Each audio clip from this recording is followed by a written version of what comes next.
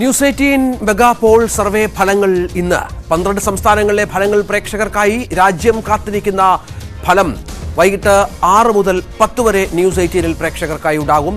മറ്റൊന്ന് ഒരു രാജ്യം ഒരു തെരഞ്ഞെടുപ്പ് എന്ന സിസ്റ്റത്തിലേക്ക് രാജ്യം കടക്കുന്നു. 2029 ഒരുപക്ഷെ സംസ്ഥാനത്തെ നിയമസഭാ ലോക്സഭാ തെരഞ്ഞെടുപ്പുകൾ ഒരുമിച്ച് ഉണ്ടാകും എന്നാണ് പ്രതീക്ഷിക്കേണ്ടത്. ഇതുമായി ബന്ധപ്പെട്ട റിപ്പോർട്ട് രാഷ്ട്രപതി കൈമാറിക്കഴിഞ്ഞു. തലസ്ഥാനത്ത് ഇന്ന് കൂടുതൽ കോൺഗ്രസ് നേതാക്കൾ BJPയുടെ ഭാഗമായി. ഇതടക്കം നിരവധി വാർത്തകളുണ്ട്. ആദ്യം തലക്കെട്ടുകളിലേക്ക്.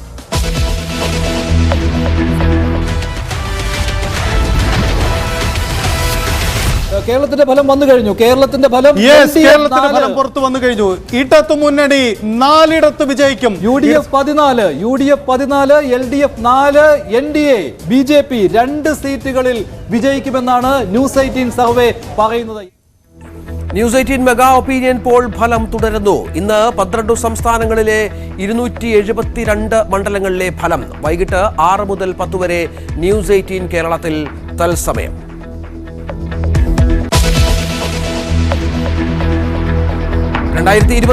രാജ്യത്ത് തെരഞ്ഞെടുപ്പുകൾ ഒന്നിച്ച് രാംനാഥ് കോവിന്ദ് കമ്മിറ്റി റിപ്പോർട്ട് രാഷ്ട്രപതിക്ക് നൽകി.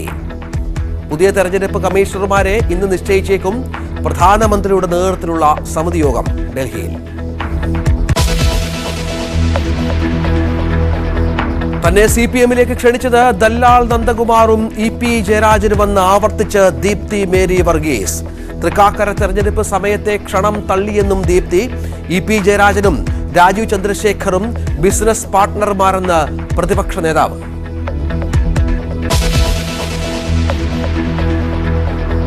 തിരുവനന്തപുരത്ത് കോൺഗ്രസ് നേതാക്കൾ BJP-യിൽ ഇന്ന് ചേർന്ന് തമ്പാനൂർ സതീഷും പത്മിനി തോമസും.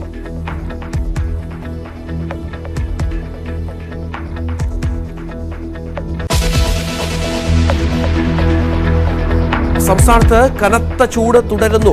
പാലക്കാടും പുനലൂരും ഉയർന്ന താപനില. സംസ്ഥാനത്ത് വൈദ്യുതി പ്രതിദിന ഉപഭോഗം 100 ദശലക്ഷം യൂണിറ്റിന് മുകളിൽ. പ്രതിസന്ധി ചർച്ച ചെയ്യാൻ ഇന്ന് ഉന്നതതല യോഗം.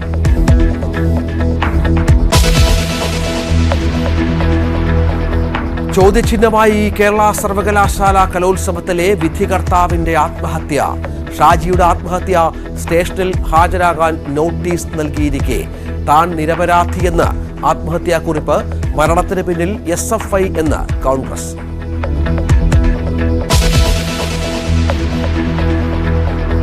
പൗരത്വ ഭേദഗതി നിയമം പിൻവലിക്കില്ലെന്ന് ആഭ്യന്തരമന്ത്രി.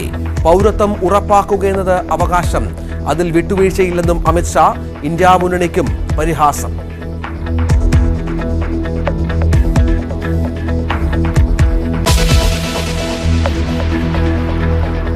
News 18 mega opinion poll survey ഫലത്തിന്റെ 2ാം ഘട്ടം ഇന്ന്. 12 സംസ്ഥാനങ്ങളിലെ 276 സീറ്റുകളിലെ ഫലമാണ് പുറത്തുവിടുക. വൈകിട്ട് 6 മുതൽ 10 വരെയാണ് സംപ്രേഷണം. പശ്ചിമ ബംഗാൾ, കർണാടക, തെലങ്കാന, മഹാരാഷ്ട്ര അടക്കമുള്ള സംസ്ഥാനങ്ങളിലെ സർവേ ഫലം ഇന്നറിയാം. ഇന്നലെ പുറത്തുവന്ന 9 സംസ്ഥാനങ്ങളിലെ സർവേ ഫലങ്ങളിൽ NDA 172 സീറ്റുകളാണ് സ്വന്തമാക്കിയത്. DG സജിത്ത് വിവരങ്ങൾ പങ്കുവെക്കും. സജിത്ത്, ഈ ഹിന്ദി ഹൃദയഭൂമിയിലെ അടക്കം വളരെ പ്രധാനപ്പെട്ട സംസ്ഥാനങ്ങളിലെ സർവേ ഫലമാണ് വരാനുള്ളത് എന്നുള്ളതാണ്. അതിൽ BJP വലിയ മേധാവിത്വം പ്രതീക്ഷിക്കുകയും ചെയ്യുന്നു. ഇന്നലെ നമ്മുടെ സർവേ ഫലം വലിയ ചർച്ചയായിരുന്നു രാജ്യവ്യാപകമായി തന്നെ. ഇന്ന് എന്ത് പ്രതീക്ഷിക്കണം? രഞ്ജിത്ത്, ഇന്നലെ 9 സംസ്ഥാനങ്ങളിലെ 242 സീറ്റുകൾ അതെങ്ങനെ ചിന്തിച്ചു എന്നതാണ് നമ്മൾ പരിശോധിച്ചത്. ഇന്ന് വരുമ്പോൾ ഇന്ന് 6 മണി മുതൽ നമ്മൾ പ്രേക്ഷകരിലെത്തിക്കുക 12 സംസ്ഥാനങ്ങളിലെ 276 സീറ്റുകളിൽ എന്താണ് അഭിപ്രായം, എന്താണ് ജനങ്ങൾ ചിന്തിക്കുന്നത് എന്നതാണ് ഇന്ന് നമ്മൾ പ്രേക്ഷകരിലെത്തിക്കാൻ പോകുന്നത്. 276 സീറ്റുകൾ അങ്ങേയറ്റം നിർണായകമാണ് ഇന്നത്തെ ദിവസം. കാരണം ഇന്ന് നമ്മൾ കടന്നു പോകുന്ന സംസ്ഥാനങ്ങളുടെ പ്രാധാന്യം തന്നെയാണ് അതിൽ ഏറ്റവും പ്രത്യേകത. കർണാടകയുണ്ട്. കർണാടകയിൽ നിയമസഭയിൽ ഭരണമാറ്റം. BJP-യിൽ നിന്നും കോൺഗ്രസ് ഭരണം പിടിച്ചതിന് ശേഷം ലോക്സഭയിലേക്ക് ജനങ്ങൾ എങ്ങനെ ചിന്തിക്കുന്നു എന്ന പ്രധാനപ്പെട്ട കാര്യം നമുക്ക് കർണാടകയിൽ നിന്നും അറിയേണ്ടതുണ്ട്. മറ്റൊന്ന് പശ്ചിമ ബംഗാളാണ്. കാരണം പശ്ചിമ ബംഗാൾ അങ്ങേറ്റം പ്രാധാന്യമുള്ള തെരഞ്ഞെടുപ്പാണ് ഇത്തവണ ലോക്സഭാ തെരഞ്ഞെടുപ്പിൽ. കാരണം CAA പൗരത്വ ഭേദഗതി നിയമം വിജ്ഞാപനത്തിലൂടെ നിലവിൽ വന്നതിന് ശേഷം എന്താണ് ചിന്തിച്ചത് എന്നടക്കമുള്ള കാര്യങ്ങൾ അങ്ങേയറ്റം പ്രാധാന്യമുണ്ട്. പക്ഷേ ഈ സർവ്വ കാലയളവിൽ ഈ CAA നടന്നിരുന്നില്ല, വിജ്ഞാപനം നടന്നിരുന്നില്ല. അതുകൊണ്ട് തന്നെ ഒരു പക്ഷേ അത് പശ്ചിമ ബംഗാളിലെ സർവേ ഫലത്തിൽ പ്രതിഫലിച്ചിട്ട് ഉണ്ടാവില്ല. മറ്റൊരു പ്രധാനപ്പെട്ട സംസ്ഥാനം മഹാരാഷ്ട്രയാണ്.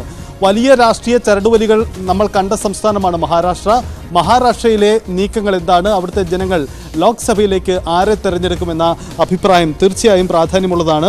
തെലങ്കാന, കോൺഗ്രസ് ഭരണം പിടിച്ച തെലങ്കാനയുടെ രാഷ്ട്രീയ സാഹചര്യവും ഇന്ന് നമുക്കറിയാം. മറ്റൊരു പ്രാധാന്യമുള്ള സംസ്ഥാനം രാജസ്ഥാനാണ്. ഹിന്ദി ഹൃദയഭൂമിയുടെ എല്ലാ പ്രാതിനിധ്യവും അവകാശപ്പെടാൻ കഴിയുന്ന രാജസ്ഥാൻ എങ്ങനെ ചിന്തിക്കുന്നു എന്നതും ഇന്നത്തെ ദിവസം പ്രാധാന്യമുള്ളതായി മാറുന്നു. ആന്ധ്രാപ്രദേശ് മറ്റൊരു പ്രധാനമാണ്, YSRന്റെ ശക്തി കേന്ദ്രം. ആന്ധ്രാപ്രദേശ് എങ്ങനെ ചിന്തിക്കുന്നു എന്നതും വളരെ പ്രധാനപ്പെട്ട കാര്യമാണ്. കാരണം കോൺഗ്രസ് അവിടെ തിരിച്ചെത്താൻ വലിയ ശ്രമങ്ങൾ നടത്തുന്നുണ്ട്. ആ ശ്രമങ്ങളൊക്കെ വിജയം കാണുമോ എന്ന പ്രധാനപ്പെട്ട അഭിപ്രായം ഇന്ന് ജനങ്ങൾ എങ്ങനെ ചിന്തിക്കുന്നു എന്നതും ഇന്നത്തെ ദിവസം പ്രധാനപ്പെട്ടതായി മാറുന്നു. മറ്റൊന്ന് ഗുജറാത്താണ്. എല്ലാ കാലവും BJPയുടെ ശക്തി കേന്ദ്രമായ ഗുജറാത്ത് എന്തെങ്കിലും തരത്തിൽ മാറി ചിന്തിക്കുന്നുണ്ടോ എന്ന പ്രധാനപ്പെട്ട കാര്യവും ഇന്ന് പ്രേക്ഷകരിലേക്ക് നമുക്ക് എത്തിക്കാനാകുമെന്നതാണ് ഇന്നത്തെ ദിവസത്തിൻ്റെ പ്രത്യേകത. ഒരു കാര്യം വ്യക്തമാണ്, 172 ഇതുവരെ BJP നേടുമെന്ന് ഇന്നലത്തെ ചിത്രം വരെ നമ്മൾ പുറത്തുവിട്ട, അല്ലെങ്കിൽ NDAയുടെ ഭൂരിപക്ഷം നമ്മൾ പ്രതീക്ഷിച്ച അഭിപ്രായ സർവേ ഇന്നത്തെ ചിത്രം പൂർണ്ണമാവുമ്പോൾ BJP ദേശീയ തലത്തിൽ അവകാശപ്പെടുന്നത് പോലെ അവർക്ക് സ്വന്തമായി എത്ര സീറ്റ് നേടാൻ കഴിയും, 400 എന്ന മാജിക്കൽ സംഖ്യയിലേക്ക് അവർ അവകാശപ്പെടുന്ന പോലെ അത്തരമൊരു സംഖ്യയിലേക്ക് എത്താൻ കഴിയുമോ തുടങ്ങിയ ചിത്രവും നമുക്ക് വ്യക്തമാവാൻ കഴിയും. എന്തായാലും ഇന്നത്തെ ഫലം അങ്ങേയറ്റം പ്രാധാന്യമാണ്. ഇന്നത്തെ ഈ സർവേ ഫലങ്ങൾ പൂർത്തിയാവുന്നതോടുകൂടി രാജ്യം എങ്ങനെയാണ് വരുന്ന ലോക്സഭാ തെരഞ്ഞെടുപ്പിൽ ചിന്തിക്കാൻ പോകുന്നത് എന്നതിൻ്റെ സൂചകം കൂടിയായി ഈ സർവേ ഫലങ്ങൾ മാറുന്നു എന്നതാണ് അതിൻ്റെ പ്രത്യേകത. ഇന്നത്തെ സർവേ ഫലത്തിൻ്റെ ഒരു പ്രധാന സവിശേഷത കേരളത്തിൽ BJPക്ക് 2 സീറ്റ് എന്നുള്ളതായിരുന്നു. അതുമായി ബന്ധപ്പെട്ട് നമ്മൾ ഒരുപാട് സോഷ്യൽ മീഡിയ ചർച്ചകൾ കണ്ടു, നിരവധി വിമർശനങ്ങൾ ഉയർന്നു. പക്ഷേ അപ്പോഴും ചില സാധ്യതകൾ നമ്മൾ സർവേ ഫലത്തിലൂടെ തുറന്നിടുകയാണ്. അതിനുള്ള പ്രവർത്തനങ്ങൾ കേരളത്തിൽ BJP നടത്തുന്നുണ്ട് താനും. അത്തരം അത്ഭുതങ്ങൾ, അത്തരം പ്രവചനങ്ങളൊക്കെ നമ്മൾ പ്രതീക്ഷിക്കണോ ഇന്നത്തെ ദിവസവും? ഇന്നത്തെ ദിവസം സ്വാഭാവികമായും BJP, അതായത് ഇന്നലെ കണ്ടുവന്ന ഒരു ചിത്രം, BJP കഴിഞ്ഞ തെരഞ്ഞെടുപ്പിൽ 2019 ആധിപത്യം നേടിയ സംസ്ഥാനങ്ങളിൽ കാര്യമായി അത് കൈവിടുന്നില്ല എന്ന പ്രത്യേകതയാണ്. അതേസമയം ഈ തെക്കൻ ഇന്ത്യയിലേക്ക് വരുമ്പോൾ കേരളമാവട്ടെ തമിഴ്നാടാവട്ടെ തുടങ്ങിയ ഇടങ്ങളിൽ സാന്നിധ്യം അറിയിക്കുന്നു എന്നതുകൂടിയായിരുന്നു അതിൻ്റെ പ്രത്യേകത. തങ്ങളുടെ പഴയ ശക്തി കേന്ദ്രങ്ങളിൽ വലിയ നഷ്ടമുണ്ടാവുന്നില്ല, അല്ലെങ്കിൽ ഒട്ടും ശക്തി ചോരുന്നില്ല. എന്നാൽ തെക്കൻ ഇന്ത്യയുടെ ചില മേഖലകളിൽ ശക്തി അറിയിക്കുകയും ചെയ്യുന്നുണ്ട്, അല്ലെങ്കിൽ അവർ സാന്നിധ്യം അറിയിക്കുകയും ചെയ്യുന്നു എന്നതായിരുന്നു ഇന്നലെ പുറത്തു വന്ന സൂചകം. ഇനി പുറത്തു വരാൻ പോകുന്ന സംസ്ഥാനങ്ങളിൽ പ്രധാനപ്പെട്ടത് കർണാടക അടക്കമുള്ള ഇടങ്ങളാണ്. കാരണം കർണാടകയിൽ കഴിഞ്ഞ ലോക്സഭാ തെരഞ്ഞെടുപ്പിൽ BJP വലിയ സാന്നിധ്യം അറിയിച്ചതാണ്. പക്ഷേ അവിടെ ഭരണമാറ്റമുണ്ടായി, അവിടെ രാഷ്ട്രീയ മാറ്റമുണ്ടായി. സ്വാഭാവികമായും ആ രാഷ്ട്രീയ മാറ്റം ലോക്സഭാ തെരഞ്ഞെടുപ്പിലും പ്രകടമാകുമോ എന്ന പ്രധാനപ്പെട്ട ചോദ്യമുണ്ട്. അത് സ്വാഭാവികമായും പ്രകടമാവുന്ന ഇടമാണ്. മറ്റൊന്ന്, ഇപ്പോൾ രാഹുൽ ഗാന്ധി നയിക്കുന്ന ഭാരത് ജോഡോ യാത്ര, അദ്ദേഹത്തിൻ്റെ യാത്ര കടന്നു പോകുന്ന ഇടങ്ങൾ, അത് ഈ സംസ്ഥാനങ്ങളിലൂടെ, ആ സംസ്ഥാനങ്ങൾ കൂടി നമ്മുടെ സർവേ ഇടങ്ങളിൽ കടന്നു വരുന്നുണ്ട്. അങ്ങനെയെങ്കിൽ അത് ഏതു തരത്തിൽ പ്രതിഫലിക്കുമെന്നതാണ്. മഹാരാഷ്ട്രയ്ക്ക് അതിൽ പ്രാധാന്യമുള്ള സംസ്ഥാനം കൂടിയാണ്. അങ്ങനെ പ്രതിപക്ഷ ഐക്യചേരിക്ക് ശക്തിയുള്ള ഇടങ്ങളാണ് ഇന്ന് നമ്മൾ പുറത്തുവിടാൻ പോകുന്ന സംസ്ഥാനങ്ങൾ. സ്വാഭാവികമായും അതൊക്കെ എങ്ങനെ പ്രതിഫലിക്കുമെന്നതും പ്രധാനപ്പെട്ട കാര്യമാണ്. BJPയുടെ മാജിക്കൽ സംഖ്യ, അവർ അവകാശപ്പെടുന്ന ആ സംഖ്യയിലേക്ക് എത്താനാകുമോ എന്നത് ഇന്നത്തെ സർവേ ഫലത്തിൻ്റെ പ്രാധാന്യമുള്ള ഒരു കാര്യമായി മാറുന്നു. ഒപ്പം പ്രതിപക്ഷത്തിന് നടത്താൻ കഴിയുന്ന മുന്നേറ്റവും അത് ഇന്നത്തെ ദിവസത്തെ സർവേ പൂർത്തിയാവുന്നതോടുകൂടി ആ ചിത്രം വ്യക്തമാകും. അതാണ് സാഹചര്യം. ഏതായാലും വലിയ ഒരു സർവേ ഫലത്തിനായി രാജ്യം കാത്തിരിക്കുന്നു. 12 സംസ്ഥാനങ്ങളിലെ സർവേ ഫലം ഇനി പുറത്തു വരാനുണ്ട് എന്നുള്ളതാണ്. അതാണ് പ്രധാനപ്പെട്ട കാര്യം. സർവേ ഫലം 5 മണി.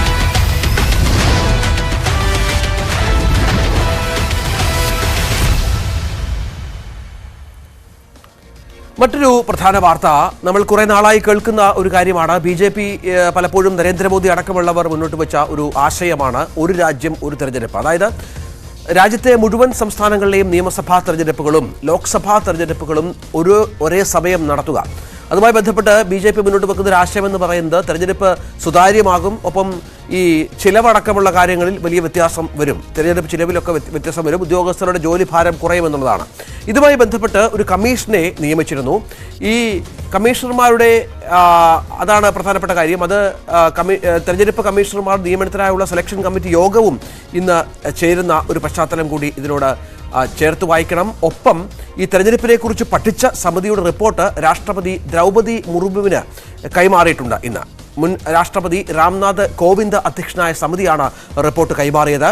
2029 തെരഞ്ഞെടുപ്പ് ഒരുമിച്ച് നടത്താൻ റിപ്പോർട്ടിൽ ശുപാർശ ചെയ്യുന്നുണ്ട് എന്നാണ് സൂചന. ഒപ്പം ഈ തെരഞ്ഞെടുപ്പ് കമ്മീഷണർമാരുടെ നിയമനത്തിലും ഇന്ന് ഒരുപക്ഷെ പ്രധാനമന്ത്രിയുടെ സമിതി തീരുമാനമെടുത്തേക്കും. രാകേഷ് വിവരങ്ങൾ പങ്കുവെക്കും. രാകേഷ്, ഒരു രാജ്യം ഒരു തെരഞ്ഞെടുപ്പ്, അത് 2029 നടപ്പിലാക്കും എന്നുള്ള ആശയം, ആ ശുപാർശയാണുള്ളതെന്ന് മനസ്സിലാകുന്നു. പ്രായോഗികമായി എളുപ്പമുള്ള ഒരു കാര്യമാണോ അത്? ഏത് തരത്തിലാണ് ഈ വാഗ്ദാനം അല്ലെങ്കിൽ ഈ തെരഞ്ഞെടുപ്പ് ഇത്തരത്തിൽ നടപ്പിലാക്കാനുള്ള നീക്കങ്ങൾ കേന്ദ്ര സർക്കാർ നടത്തുന്നത്? രഞ്ജിത്ത്, ഒരുപക്ഷെ നിലവിലെ ഇപ്പോൾ കാണുന്ന രീതിയിലുള്ള ലോക്സഭാ തെരഞ്ഞെടുപ്പ് അവസാനത്തെ ലോക്സഭാ തെരഞ്ഞെടുപ്പായിരിക്കും 2024 കാരണം രാംനാഥ് കോവിന്ദ് അധ്യക്ഷനായ സമിതി റിപ്പോർട്ട് ഇപ്പോൾ രാഷ്ട്രപതിക്ക് സമർപ്പിച്ചിരിക്കുകയാണ്. ഈ റിപ്പോർട്ടിൽ പ്രധാനമായും പറയുന്നത് ഒരുമിച്ച് നിയമസഭാ ലോക്സഭാ തെരഞ്ഞെടുപ്പുകൾ ഒരുമിച്ച് നടത്തണമെന്ന ശുപാർശയാണ് ഈ സമിതി നൽകിയിരിക്കുന്നത്. അതായത് രാജ്യത്ത് നേരത്തെ ലോക്സഭാ തെരഞ്ഞെടുപ്പുകളും നിയമസഭാ തെരഞ്ഞെടുപ്പുകളും ഒരുമിച്ച് അവസാനമായി നടന്നത് 1967 ഇപ്പോൾ വീണ്ടും ഈ റിപ്പോർട്ടോടുകൂടി 2029 പൊതു തെരഞ്ഞെടുപ്പും നിയമസഭാ തെരഞ്ഞെടുപ്പുകളും ഒരുമിച്ച് നടത്താനുള്ള സാഹചര്യമാണ് ഒരുങ്ങുന്നത്. ഏതായാലും വിവിധ നിയമസഭകളുടെ കാലാവധി അടക്കമുള്ള കാര്യങ്ങളിൽ പ്രശ്നം വരും. അപ്പോൾ പ്രത്യേകിച്ച് കേരളം എടുക്കുകയാണെങ്കിൽ 2026 കേരളത്തിൽ നിയമസഭാ തെരഞ്ഞെടുപ്പ് നടക്കുക. അതിനുശേഷം നിയമസഭാ തെരഞ്ഞെടുപ്പ് നടക്കേണ്ടത് 2031 അപ്പോൾ സ്വാഭാവികമായും 2026 അധികാരത്തിൽ വരുന്ന ഏത് സർക്കാരാണോ അല്ലെങ്കിൽ ആ സഭയുടെ കാലാവധി 3 വർഷമായി വെട്ടിച്ചുരുക്കേണ്ടി വരും. അത്തരമുള്ള നിർദ്ദേശങ്ങൾ ഈ സമിതിയുടെ റിപ്പോർട്ടിൽ ഏതായാലും ഉണ്ട്. മറ്റൊരു പ്രധാന കാര്യമായി ചൂണ്ടിക്കാണിക്കുന്നത് ഈ സഭയുടെ കാലാവധി പൂർത്തിയാക്കാനായില്ലെങ്കിൽ അതെങ്ങനെ ഉൾപ്പെടെയുള്ള കാര്യങ്ങൾ ഏതായാലും ഈ സമിതി റിപ്പോർട്ടിൽ പരാമർശിക്കുകയും ചെയ്യുന്നുണ്ട്. കൂടാതെ സാമ്പത്തിക രംഗത്തിന് വലിയ നേട്ടമാണ്, കുറ്റകൃത്യങ്ങൾ കുറയും തുടങ്ങിയ നിർദ്ദേശങ്ങളും ഈ 18,000 പേജുള്ള ഈ റിപ്പോർട്ടിൽ പറയുന്നുണ്ട് എന്നാണ് സൂചന. ഏതായാലും ഈ റിപ്പോർട്ട് രാഷ്ട്രപതി പരിശോധിച്ച ശേഷമായിരിക്കും പിന്നീട് ഇത് ഒരു അന്തിമ തീരുമാനം കൈക്കൊള്ളുക എന്നാണ് മനസ്സിലാക്കാൻ കഴിയുന്നത്. ഏതായാലും 2029 കൂടി ഒരുമിച്ച് നിയമസഭാ തെരഞ്ഞെടുപ്പുകളും ലോക്സഭാ തെരഞ്ഞെടുപ്പും നടക്കാനുള്ള സാധ്യതയ്ക്കാണ് ഇപ്പോൾ വഴിയൊരുങ്ങുന്നത്. രഞ്ജിത്ത്, ഇത് ഈ ശുപാർശ അത് രാഷ്ട്രപതിക്ക് സമർപ്പിച്ചു കഴിഞ്ഞു. പക്ഷേ ഇതിന് ഇനിയുള്ള ഈ 2029 എന്ന് പറയുമ്പോൾ 5 വർഷം ബാക്കിയുണ്ട്. ആ സമയത്തേക്കുള്ള തയ്യാറെടുപ്പുകൾ വേണം. അത് ഈ സംസ്ഥാന സർക്കാരുകൾ നിയമപരമായ ഒരുപക്ഷെ പോരാട്ടത്തിലേക്കൊക്കെ ഇത് നീങ്ങിയേക്കാം. അങ്ങനെ എല്ലാ മാർഗങ്ങളും മുന്നിൽ കണ്ടാണോ കേന്ദ്ര സർക്കാരിന്റെ നീക്കം? തീർച്ചയായും 5 വർഷത്തെ കാലാവധി നിലവിലുണ്ട്. കാരണം കഴിഞ്ഞ സെപ്റ്റംബറിലാണ് ഈ സമിതിയെ നിയോഗിക്കുന്നത്. മുൻ രാഷ്ട്രപതി രാംനാഥ് കോവിന്ദ് അധ്യക്ഷനായ സമിതിയെ നിയോഗിക്കുന്നത്. മാത്രവുമല്ല ഇത് ഭരണഘടനാ ഭേദഗതി ആവശ്യമാണ്. ഇക്കാര്യത്തിൽ ഭരണഘടനാ ഭേദഗതി വേണ്ടത് കൊണ്ട് തന്നെ സമയമെടുക്കും. അതുകൊണ്ട് തന്നെയാണ് 2029 എന്ന നിലയിലേക്ക് ഇപ്പോൾ അത്തരമൊരു ആലോചനകളിലേക്ക് സർക്കാർ കടക്കുകയും ചെയ്യുന്നത്. പ്രത്യേകിച്ച് പ്രധാനമന്ത്രി നരേന്ദ്രമോദി തന്നെ പല ഘട്ടങ്ങളിലായി ഈ കാര്യം ആലോചിച്ച് പറഞ്ഞിട്ടുള്ളതാണ്. അതായത് ഒരു രാജ്യം ഒരു തെരഞ്ഞെടുപ്പ് എന്ന ആശയം പല ഘട്ടങ്ങളിലായി പ്രധാനമന്ത്രി നരേന്ദ്രമോദി തന്നെ മുന്നോട്ട് വെച്ചിട്ടുള്ളതാണ്. അത് പിന്നീട് പലതരത്തിലുള്ള ചർച്ചകൾക്ക് വഴി തുറന്നു. അതിനുശേഷമാണ് ഏതായാലും കേന്ദ്ര സർക്കാർ ഇത്തരത്തിലുള്ള സമിതിയെ നിയോഗിച്ച് ഇതുമായി മുന്നോട്ട് പോകാനുള്ള നീക്കം ആരംഭിക്കുകയും ചെയ്തത്. ഏതായാലും ആ സമിതി ഇപ്പോൾ വിവിധ കക്ഷികളുമായി ചർച്ച നടത്തി, വിവിധ രാഷ്ട്രീയ പാർട്ടികളുടെ അഭിപ്രായം തേടി, വിവിധ ഉദ്യോഗസ്ഥരുടെ അഭിപ്രായം ശേഖരിച്ചു. ഒപ്പം തെരഞ്ഞെടുപ്പ് കമ്മീഷനിലെ റിട്ടയറായ മറ്റു ഉദ്യോഗസ്ഥരുമൊക്കെ തന്നെ ആശയവിനിമയം നടത്തിക്കൊണ്ട് പലരുടെയും അഭിപ്രായങ്ങൾ സ്വീകരിച്ചുകൊണ്ടാണ് ഇപ്പോൾ ഏതായാലും 18,000 പേജുള്ള റിപ്പോർട്ട് സമർപ്പിച്ചിരിക്കുന്നത്. ഏതായാലും അത്തരമൊരു പ്രതീക്ഷ സർക്കാരിൻ്റെ ഭാഗത്തുനിന്നും പങ്കുവയ്ക്കുന്നുണ്ട്. 2029 കൂടി ഇത്തരത്തിൽ നിയമസഭാ തെരഞ്ഞെടുപ്പുകളും ലോക്സഭാ തെരഞ്ഞെടുപ്പും ഒരുമിച്ച് നടത്താൻ കഴിയും എന്നാണ് ഇപ്പോൾ സർക്കാർ വൃത്തങ്ങൾ പങ്കുവയ്ക്കുന്നത്. അതാണ് ഒരു വളരെ പ്രധാനപ്പെട്ട നിർണായകമായ ഒരു നീക്കം കേന്ദ്ര സർക്കാർ ഭാഗത്തു നിന്ന്. രാകേഷ്, ഒപ്പം ഈ തെരഞ്ഞെടുപ്പ് കമ്മീഷണറുടെ രാജി അത് വലിയ ചർച്ചയായിരുന്നു. ഇപ്പോഴും അതിൻ്റെ ഒരു അവ്യക്തത മാറിയാത്ത പശ്ചാത്തലമുണ്ട്. അവിടെയാണ് തെരഞ്ഞെടുപ്പ് കമ്മീഷൻ അടക്കം നിയമിക്കണം എന്നുള്ള പ്രധാനപ്പെട്ട രീതിയിലേക്ക് കാര്യങ്ങൾ എത്തുന്നത്. അതിനുള്ള സാധ്യതകൾ ഇന്ന് തന്നെ ഉണ്ടാകാനുള്ള സാഹചര്യം എത്രത്തോളമുണ്ട്? കാരണം തെരഞ്ഞെടുപ്പ് എത്രയും പെട്ടെന്ന് പ്രഖ്യാപിക്കണം, ഇനി അധികം സമയം ബാക്കിയില്ല. രഞ്ജിത്ത്, ഏതായാലും പ്രധാനമന്ത്രിയുടെ അധ്യക്ഷതയിൽ ഇന്ന് യോഗം ചേരുന്നുണ്ട്. 3 അംഗ സമിതിയാണ് ഇക്കാര്യത്തിൽ തെരഞ്ഞെടുപ്പ് കമ്മീഷനെ നിയോഗിക്കാനുള്ള സമിതി എന്ന് പറയുന്നത് 3 പേർ ഉൾപ്പെട്ടതാണ്. അതിലൊന്ന് പ്രധാനമന്ത്രി, മറ്റൊന്ന് കേന്ദ്രമന്ത്രി, മൂന്നാമതുമായി പ്രതിപക്ഷ നേതാവ്. ലോക്സഭയിൽ ഏതായാലും പ്രതിപക്ഷ നേതാവില്ല. ഏറ്റവും വലിയ ഒറ്റകക്ഷി എന്ന നിലയ്ക്ക് കോൺഗ്രസിന്റെ സഭാകക്ഷി നേതാവ് അധീർ രഞ്ജൻ ചൗധരിയാണ് ഈ സമിതിയിലുള്ളത്. ഇന്നേതായാലും യോഗം നിശ്ചയിച്ചിട്ടുണ്ട്. യോഗത്തിൽ പങ്കെടുക്കുമെന്ന് അധീർ രഞ്ജൻ ചൗധരി വ്യക്തമാക്കുകയും ചെയ്തിട്ടുണ്ട്. ഏതായാലും സർക്കാരിന് ഭൂരിപക്ഷമുള്ള സമിതിയാണ്. സ്വാഭാവികമായും സർക്കാരിന് നിശ്ചയിക്കുന്ന ആളെ അതുകൊണ്ട് തന്നെ നിയോഗിക്കാനും കഴിയും. ഏതായാലും 5 പേരുകൾ ഇപ്പോൾ ഈ സമിതി മുമ്പാകെ പരിഗണിക്കുന്നു എന്നാണ് റിപ്പോർട്ടുകൾ. അതായത് മുൻ ED മേധാവി സഞ്ജയ് കുമാർ മിശ്ര, മുൻ CBTD മേധാവി PC മോദി, IRS ഉദ്യോഗസ്ഥനായ JB മൊഹപാത്ര, ഒപ്പം തന്നെ NIAയുടെ മുൻ മേധാവി ദിനകർ ഗുപ്ത, ഡൽഹി മുൻ ചീഫ് സെക്രട്ടറി വിജയ് ദേവ്, ഒപ്പം തന്നെ അമിതാഭ് കാന്ത്, നീതി ആയോഗിന്റെ മുൻ CEO ആണ്. കേരള കാഡർ ഉദ്യോഗസ്ഥനായ അമിതാഭ് കാന്തിനെയും പരിഗണിക്കുന്നു എന്ന റിപ്പോർട്ടുകളാണ് പുറത്തു വരുന്നത്. പക്ഷേ ഇതിൽ 2 പേരെയായിരിക്കും തെരഞ്ഞെടുക്കുക. സ്വാഭാവികമായും സർക്കാരിന് അക്കാര്യത്തിൽ ഒരു മേധാവിത്വമുണ്ട്. നേരത്തെ സൂചിപ്പിച്ച പോലെ പ്രധാനമന്ത്രിയും ഒരു കേന്ദ്രമന്ത്രിയും ഈ സമിതിയിൽ അംഗങ്ങളാണ്. അങ്ങനെ ഒരുപക്ഷെ തെരഞ്ഞെടുപ്പിന്റെ മുമ്പ് തന്നെ, അതായത് തെരഞ്ഞെടുപ്പ് പ്രഖ്യാപിക്കാൻ ദിവസങ്ങൾ മാത്രമേ ഉള്ളൂ. കശ്മീർ സന്ദർശനം അടക്കം കഴിഞ്ഞു. ഈ ആഴ്ച പ്രഖ്യാപനം ഉണ്ടാകേണ്ടതാണ്. ഈ ഒരു സാഹചര്യത്തിൽ ഇന്നോ നാളെയോ, ഇന്ന് യോഗം ചേർന്നാൽ ഒരുപക്ഷെ വൈകിട്ട് പ്രഖ്യാപിക്കാം, അല്ലെങ്കിൽ നാളെയോ പ്രഖ്യാപിക്കും എന്നാണ് ഇപ്പോൾ ഏതായാലും കേന്ദ്ര സർക്കാർ വൃത്തങ്ങൾ വ്യക്തമാക്കുന്നത്. രഞ്ജിത്ത്, ER രാഗേഷാണ് വിവരങ്ങൾ പങ്കുവച്ചത്. വളരെ പ്രധാനപ്പെട്ട 2 തീരുമാനങ്ങളിലേക്ക് ഒരുപക്ഷെ രാജ്യം ഇന്ന് കടന്നേക്കും എന്നുള്ളതാണ്. തെരഞ്ഞെടുപ്പ് മറ്റു വാർത്തയിലേക്ക്. വിധികർത്താവ് ഷാജിയുടെ മരണത്തോടെ കേരള സർവകലാശാല കലോത്സവത്തിലെ കോഴ വിവാദം പുതിയ തലത്തിലേക്ക്. മരണത്തിൽ ആരോപണവുമായി ബന്ധുക്കൾ രംഗത്ത് വന്നു. കുറച്ച് ദിവസങ്ങളായി ഷാജി കടുത്ത മാനസിക സമ്മർദ്ദത്തിലായിരുന്നുവെന്ന് ബന്ധുക്കൾ പറഞ്ഞു. വന്നേന്ന് മുതലല്ലേ എന്നോട് ഇങ്ങനെ പറയുന്നു. ഞാനൊരു തെറ്റും ചെയ്തിട്ടില്ല. കാല് പിടിച്ചിട്ടു, മൂത്തം തന്നിട്ടു, പിന്നെ എൻ്റെ മടി തല വെച്ചിട്ടു കിടന്നിട്ടു. അന്നേരെ പറയുന്ന വർത്താനാണിത്. ഞാനൊരു തെറ്റും ചെയ്തിട്ടില്ല അമ്മ. എനിക്ക് എൻ്റെ അമ്മേനെ മാത്രമേ വിശ്വസിപ്പിക്കണ്ടു, വേറെ ആരെയും വിശ്വസിപ്പിക്കണ്ട എന്നല്ലാന്ന് അന്നേ പറയുന്നു. ഇന്നലെ രാവിലെയും പറഞ്ഞു. ഇന്നലെ രാവിലെ മറ്റേ മോൻ്റെ പണിക്ക് പോകാൻ വേണ്ടിയിട്ട് പോകുമ്പോൾ ഓളും ചക്കനും കുറേയെല്ലാം പറഞ്ഞു ഇവനോട്. പിന്നെ പാപ്പ നിങ്ങൾ ഒന്നും മനസ്സ് വിഷമിപ്പിക്കണ്ട, ഇതെല്ലാം വെറുതെയാണ് പിന്നെ എന്നെല്ലാം പറഞ്ഞിട്ട് എന്തെല്ലോ പറഞ്ഞോളും പറഞ്ഞു. ഷാജിയുടെ ആത്മഹത്യ ചെയ്ത ഷാജിയുടെ വീട്ടിൽ കെ സുധാകരൻ സന്ദർശനം നടത്തി. SFIക്കെതിരെ കേസെടുക്കണമെന്ന നിലപാടിലാണ് പ്രതിപക്ഷം. ഇതൊരു കൊലപാതകമാണ്. ഇത് കൊലപാതകമായി കണ്ടുകൊണ്ട് അന്വേഷണം നടക്കണം. എന്തുകൊണ്ടാണ് ഈ പറയുന്ന ആത്മഹത്യയിലേക്ക് നടന്നത് എന്നതിനെക്കുറിച്ച് വളരെ ശാസ്ത്രീയമായി പോലീസിനെ കൊണ്ട് അന്വേഷിപ്പിച്ച് നടപടി ഉത്തരവാദികളെ ശിക്ഷിക്കണം. ശിക്ഷിക്കുന്നില്ലെങ്കിൽ ഈ സംസ്ഥാനത്തൊരു കലാപം പൊട്ടി പുറപ്പെടും. സർക്കാരിൻ്റെ മറിവിലേക്ക് ഞങ്ങൾ പറയാണ്, കാത്തിരിക്കുന്നതിനും ക്ഷമിക്കുന്നതിനും ഒരു പരിമിതിയുമുണ്ട്. നിങ്ങളുടെ SFIയുടെ കുറേ ഗുണ്ടകളെ ഇറക്കി ഈ നാട് മുഴുവൻ കുട്ടിച്ചോറാക്കാൻ നിങ്ങൾ ശ്രമിച്ചാൽ ഞങ്ങൾ സമ്മതിക്കില്ല. അതിൻ്റെ മുമ്പിൽ നമ്മൾ ചാവേറായി പോവും, ഒരു തർക്കം വേണ്ട. ഈ അടിച്ച് ഇടിച്ച് ഓടിച്ച എല്ലാ യൂണിവേഴ്സിറ്റീൻ്റെ മുമ്പിലും എൻ്റെ കുട്ടികൾ ചാവേറായി വീട്ടാണ് കോളേജ് പിടിച്ചത്. അത് മനസ്സിലാക്കണം. അടിച്ച് എത്ര കുട്ടികളെ തല്ലി, എത്ര കുട്ടികളെ ആശുപത്രിയിലാക്കി, എത്ര കുട്ടികൾക്ക് ആശുപത്രിയിലേക്ക് പോകാൻ ഞങ്ങളെ പാർട്ടി നേതാക്കന്മാരോട് പോയിട്ടുണ്ട്. നിങ്ങൾക്കറിയോ? അത്ര ഭീകരമായ മർദ്ദനം നടന്നിട്ടും ഞങ്ങൾ വിട്ടിട്ടില്ല. കോളേജ് പിടിച്ചു വന്നിട്ട് കോളേജ് ഞങ്ങൾ പിടിച്ചു. അതുപോലെ പിടിച്ചു നിൽക്കാനും ചെറുത്ത് നിൽക്കാനും ഒക്കെ ഞങ്ങൾക്കും അറിയാം. ഇനി വഴി മാറ്റി ചെറുത്ത് നിൽക്കണം എന്ന് നിങ്ങൾ പറഞ്ഞാൽ, നിങ്ങൾ നിർബന്ധിച്ചാൽ ആ വഴിയും നമ്മൾ ആലോചിക്കേണ്ടി വരും. അതുകൊണ്ട് ഇത് കിരാതമായൊരു കൊലപാതകമാണ്. കൊലപാതകത്തിലേക്ക് നയിച്ച കാരണങ്ങൾ, ആത്മഹത്യയിൽ നയിച്ച കാരണങ്ങൾ കണ്ടെത്താനുള്ള അന്വേഷണം പോലീസ് നടത്തണം. സംഭവത്തിൽ മന്ത്രി R. ബിന്ദു 51 വയസ്സുകാരനെ മുറിയിൽ കൊണ്ടുപോയി ക്രൂരമായി മർദ്ദിച്ചു. അതിൽ മനംനൊന്ത് ഞാൻ നിരപരാധിയാണെന്ന് എഴുതി വെച്ച അയാൾ ആത്മഹത്യ ചെയ്തത്. ഇവർക്കെതിരായിട്ട് കൊലക്കുറ്റത്തിനാണ് യഥാർത്ഥത്തിൽ കേസെടുക്കേണ്ടത്. മുഖ്യമന്ത്രി പിണറായി വിജയൻ ഇവർക്ക് ഒരുക്കി കൊടുത്തിരിക്കുന്ന തണലാണ് ഈ ക്രിമിനലുകൾ ഇങ്ങനെ കേരളത്തിൽ അഴിഞ്ഞാടിക്കൊണ്ടിരിക്കുന്നത്. ഇനി കേരളത്തിലെ രക്ഷകർത്താക്കൾ ഇറങ്ങി ഇവരിൽ നിന്ന് നമ്മുടെ കുട്ടികളെ രക്ഷിക്കാൻ വേണ്ടി ഇറങ്ങേണ്ട സ്ഥിതിയിലേക്ക് കാര്യങ്ങൾ വന്നിരിക്കുകയാണ്. അപകടകരമായ നിലയിലേക്ക് കേരളത്തിൽ എത്തിച്ചുകൊണ്ടിരിക്കുകയാണ്. വീണ്ടും രക്ഷകർത്താക്കളുടെ ഭീതി ഭയങ്കരമായി വർദ്ധിച്ചിരിക്കുകയാണ്. കുഞ്ഞുങ്ങളെ കോളേജിൽ അയക്കാൻ പേടിയാണ് എന്നാണ് മാതാപിതാക്കൾ ഫോൺ ചെയ്ത് പറയുന്നത്. എന്ത് ധൈര്യത്തിലാണ് കുട്ടികളെ കോളേജിൽ അയക്കുന്നത് എന്ന് മാതാപിതാക്കൾ ചോദിക്കുന്ന ഒരു കാലത്തിലേക്ക് കേരളത്തെ ഇവർ കൊണ്ടുപോയിരിക്കുന്നു. ഈ ക്രിമിനലുകളെ ഇവർ നിയന്ത്രിച്ചില്ലെങ്കിൽ അവരെ നിയന്ത്രിക്കാൻ ഞങ്ങൾ തന്നെ രംഗത്തിറങ്ങേണ്ട സ്ഥിതി ഉണ്ടാക്കരുത് എന്നാണ് എനിക്ക് മുഖ്യമന്ത്രിയോടുള്ള വിനയപൂർവമായ അപേക്ഷ.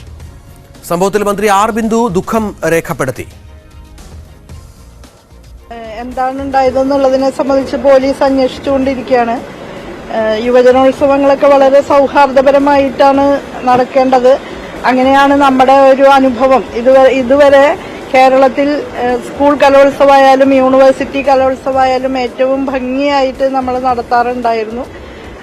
ഇത്തവണയും സംഘാടകരുടെ ഭാഗത്തുനിന്നുണ്ടായ എന്തെങ്കിലും പ്രശ്നമല്ല, നുഴഞ്ഞു കയറി ആരോ ഉണ്ടാക്കിയിരിക്കുന്ന ഒരു പ്രശ്നമാണ്. അപ്പം എന്താണ് സംഭവിച്ചത് എന്നുള്ളതിനെ കുറിച്ചുള്ള കൃത്യമായ ചിത്രം പോലീസ് അന്വേഷണം പൂർത്തീകരിക്കുമ്പോഴേ നമുക്ക് മനസ്സിലാക്കാൻ സാധിക്കുള്ളൂ.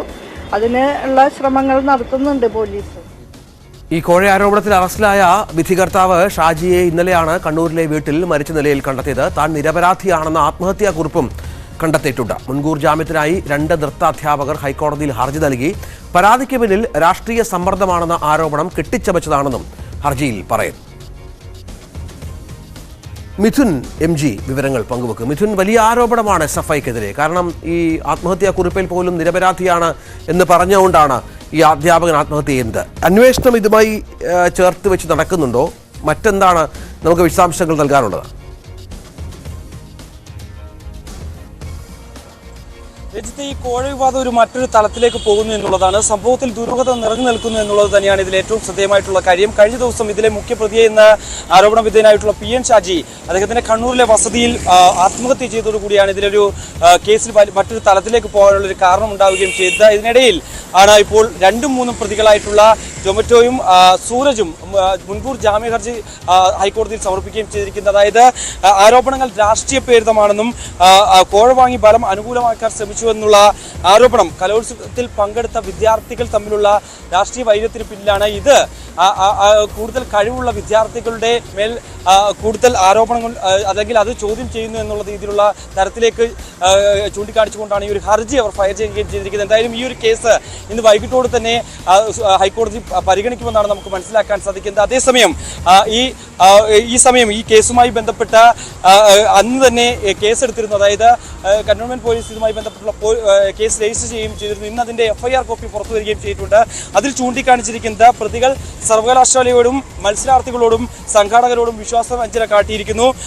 ഷാജിയും 2-3 പ്രതികളുടെ സ്വാധീനത്തിന് വഴങ്ങി വിധിയിൽ കൃത്രിമത്വം കാട്ടിയെന്നും പ്രതികൾ പരിശീലിപ്പിച്ച വിദ്യാർത്ഥികൾക്ക് കൂടുതൽ മാർക്ക് നൽകിയെന്നുള്ള കാര്യങ്ങളൊക്കെ തന്നെയാണ് ഈ ഒരു FIR ചൂണ്ടിക്കാണിക്കുന്നത്. അതേസമയം പ്രതിപക്ഷം ഈ ഒരു വിവാദം വലിയ രീതിയിൽ ആയുധമാക്കുകയും ചെയ്യുകയാണ്. നമുക്കറിയാം, സമീപകാലത്ത് SFIക്കെതിരെ സിദ്ധാർത്ഥിന്റെ മരണവുമായി ബന്ധപ്പെട്ട് വലിയ പ്രത്യാരോപണങ്ങളൊക്കെ ഉയർന്നു വരികയും സാഹചര്യമുണ്ടായിരുന്നു.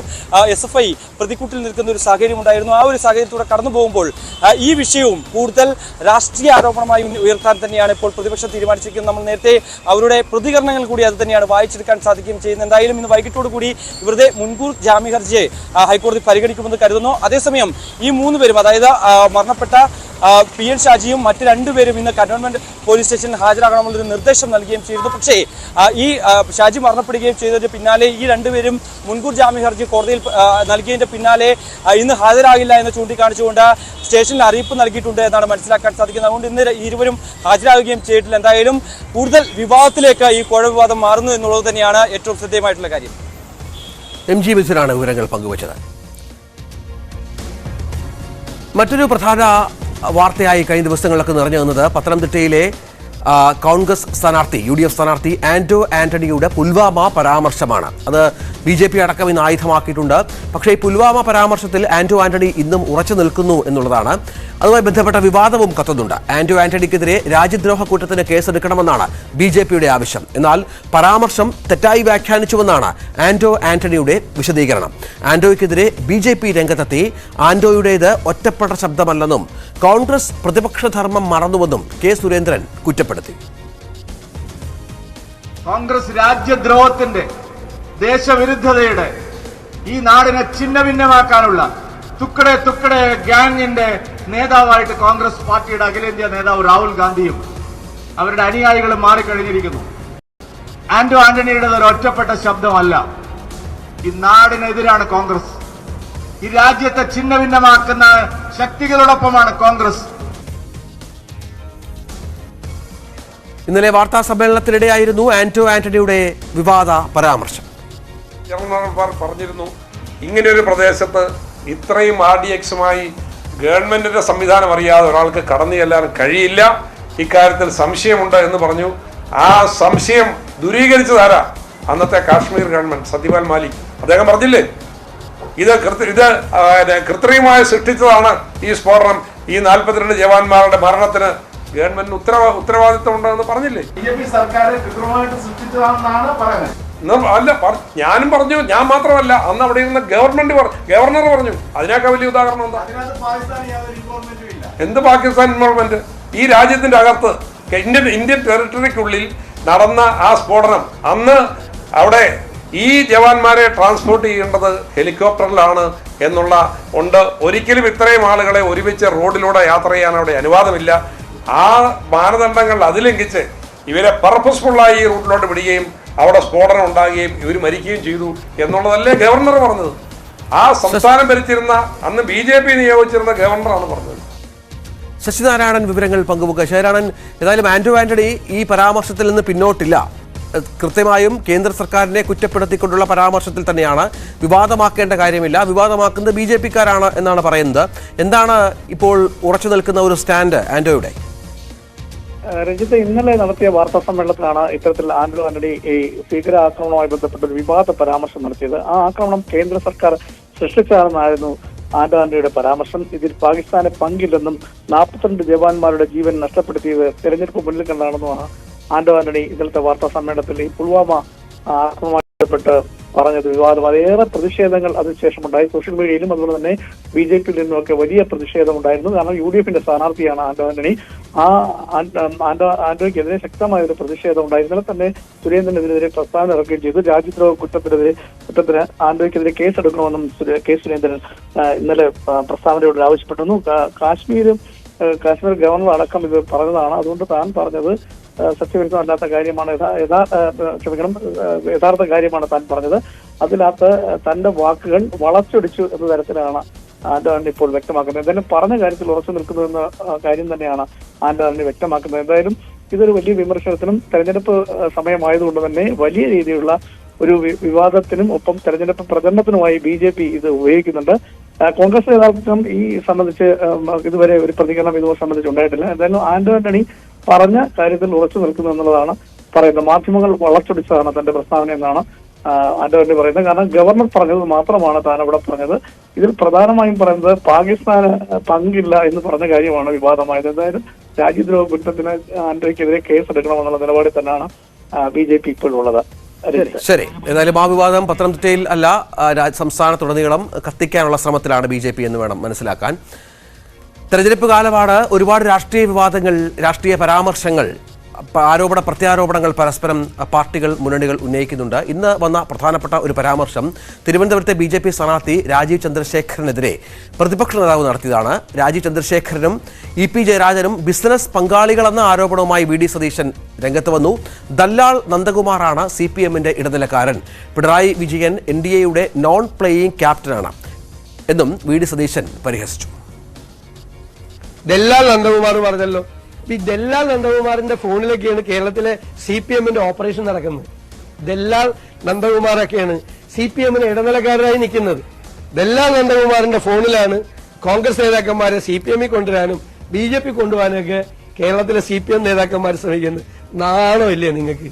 നാണോ ഉണ്ടോ നിങ്ങൾക്ക്? ദല്ലാൽ നന്ദകുമാർ ഇടനിലക്കാരൻ കേരളത്തിലെ CPMകാരന്റെ.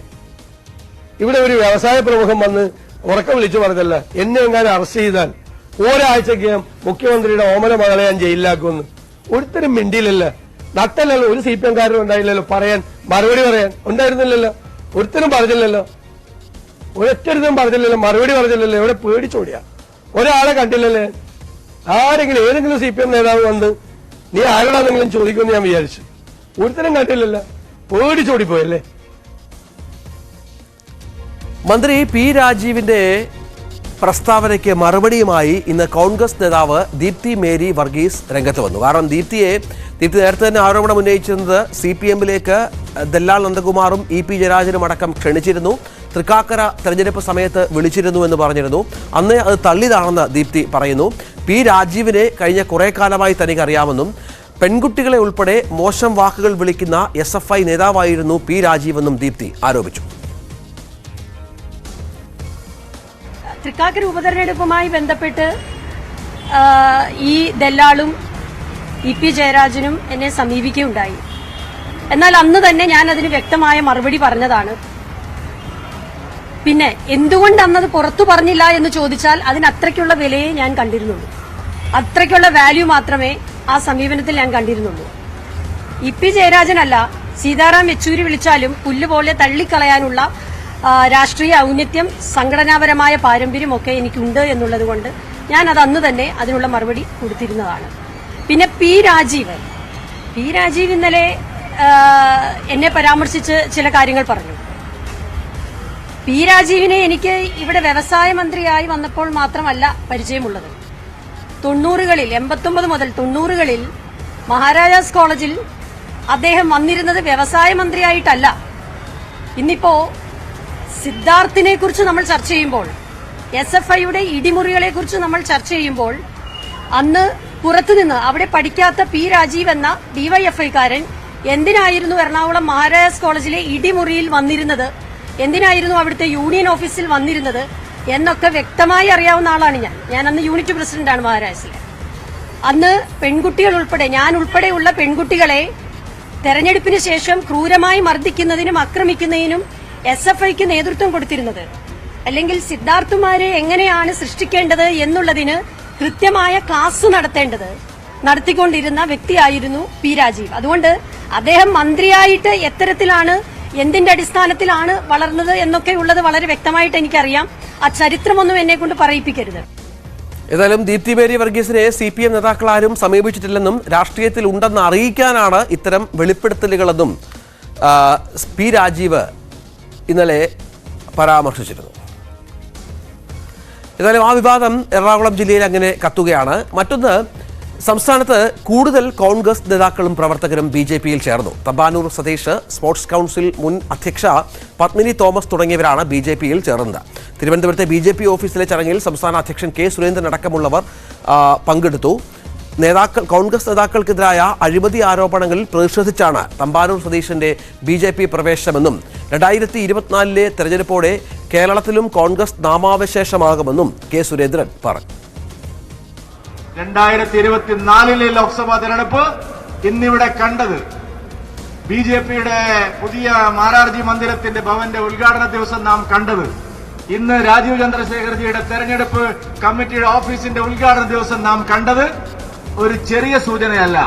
കേരളത്തിൽ ഇനി അങ്ങോട്ട് എല്ലാ ദിവസവും LDFനോടും UDFനോടും വിട പറഞ്ഞ് ആളുകൾ ഏക പ്രതീക്ഷയായി മോദിയിലേക്കും BJPയിലേക്കും വരികയാണ്. മോദിയുടെ ഗ്യാരണ്ടിയാണ് ഇനി കേരളം അങ്ങോട്ട് ചർച്ച ചെയ്യാൻ പോകുന്നത് എന്നുള്ള കാര്യത്തിൽ ഒരു തർക്കവും നിങ്ങൾക്ക് വേണ്ട. ഡാൻ കുര്യൻ വിവരങ്ങൾ പങ്കുവെക്കും. ഡാൻ, നമ്മൾ കേൾക്കുന്ന പേരുകൾ നേരത്തെ പറഞ്ഞതുപോലെ പത്മിനി തോമസിന്റെ, തമ്പാനൂർ സതീഷിന്റെ ഒക്കെയാണ്. കൂടുതൽ ആളുകൾ BJPയിലേക്ക് എത്തും എന്നായിരുന്നു സുരേന്ദ്രന്റെ പരാമർശം. ഇന്ന് എത്ര പേർ ഇതടക്കം പ്രവർത്തകരും നേതാക്കളും അടക്കം BJPയിൽ ചേർന്നു എന്നാണ് ഒരു കണക്ക്? രഞ്ജിത്ത്, ഇന്ന് പ്രധാനമായും നേരത്തെ സൂചിപ്പിച്ച പോലെ തിരുവനന്തപുരം DCCയുടെ ജനറൽ സെക്രട്ടറി സ്ഥാനം രാജിവെച്ച മുതിർന്ന നേതാവ് കൂടിയായ തമ്പാനൂർ സതീഷ്, അതോടൊപ്പം തന്നെ സ്പോർട്സ് കൗൺസിലിന്റെ മുൻ സംസ്ഥാന അധ്യക്ഷ കൂടിയായിരുന്ന കോൺഗ്രസ് നേതാവ് പത്മിനി തോമസ് എന്നിവരാണ് BJPയിൽ അംഗത്വം സ്വീകരിച്ചിരിക്കുന്ന പ്രമുഖർ. ഇതോടൊപ്പം നിരവധി പേരുകളാണ് അഭ്യൂഹത്തിലുള്ളത്. അതിൽ ഏറ്റവും പ്രധാനമായി നിലനിൽക്കുന്നത് R സെൽവരാജും DCC ജനറൽ സെക്രട്ടറി എന്ന ഉദയകുമാറും. ഇവർ കൂടി വൈകാതെ തന്നെ BJP ക്യാമ്പിലേക്ക്, BJP പാളയത്തിലേക്ക് എത്തുമെന്നാണ് അതുമായി ബന്ധപ്പെട്ട ചർച്ചകളൊക്കെ നടന്നുകൊണ്ടിരിക്കുകയാണ്. എന്തായാലും പ്രധാനമന്ത്രി അടുത്ത ദിവസം കേരളത്തിലേക്ക് വീണ്ടും തെരഞ്ഞെടുപ്പ് പ്രചാരണാർത്ഥം എത്തുകയാണ്. അദ്ദേഹം വരുന്നതിന് മുന്നോടിയായി കൂടുതൽ കോൺഗ്രസ് നേതാക്കൾ എത്തും BJPയിലേക്ക് എന്ന വിവരമാണ് സംസ്ഥാന അധ്യക്ഷൻ K സുരേന്ദ്രനും മറ്റ് ഭാരവാഹികളുമൊക്കെ പങ്കെടുക്കുന്നത്. എന്തായാലും കോൺഗ്രസിനകത്ത് വലിയ തരത്തിൽ ചർച്ചകൾക്ക് വഴിയൊരുങ്ങിയിരിക്കുകയാണ് ഇത്. കാരണം പത്മജ വേണുഗോപാൽ പോയതിനെ ഒറ്റപ്പെട്ട ഒരു പോക്ക് മാത്രമായി വിശദീകരിക്കാൻ ശ്രമിച്ചിരുന്ന പാർട്ടി നേതൃത്വത്തിന് ഇക്കാര്യങ്ങളിൽ കൃത്യമായ ജാഗ്രത പുലർത്താൻ കഴിയുന്നില്ല എന്നൊരു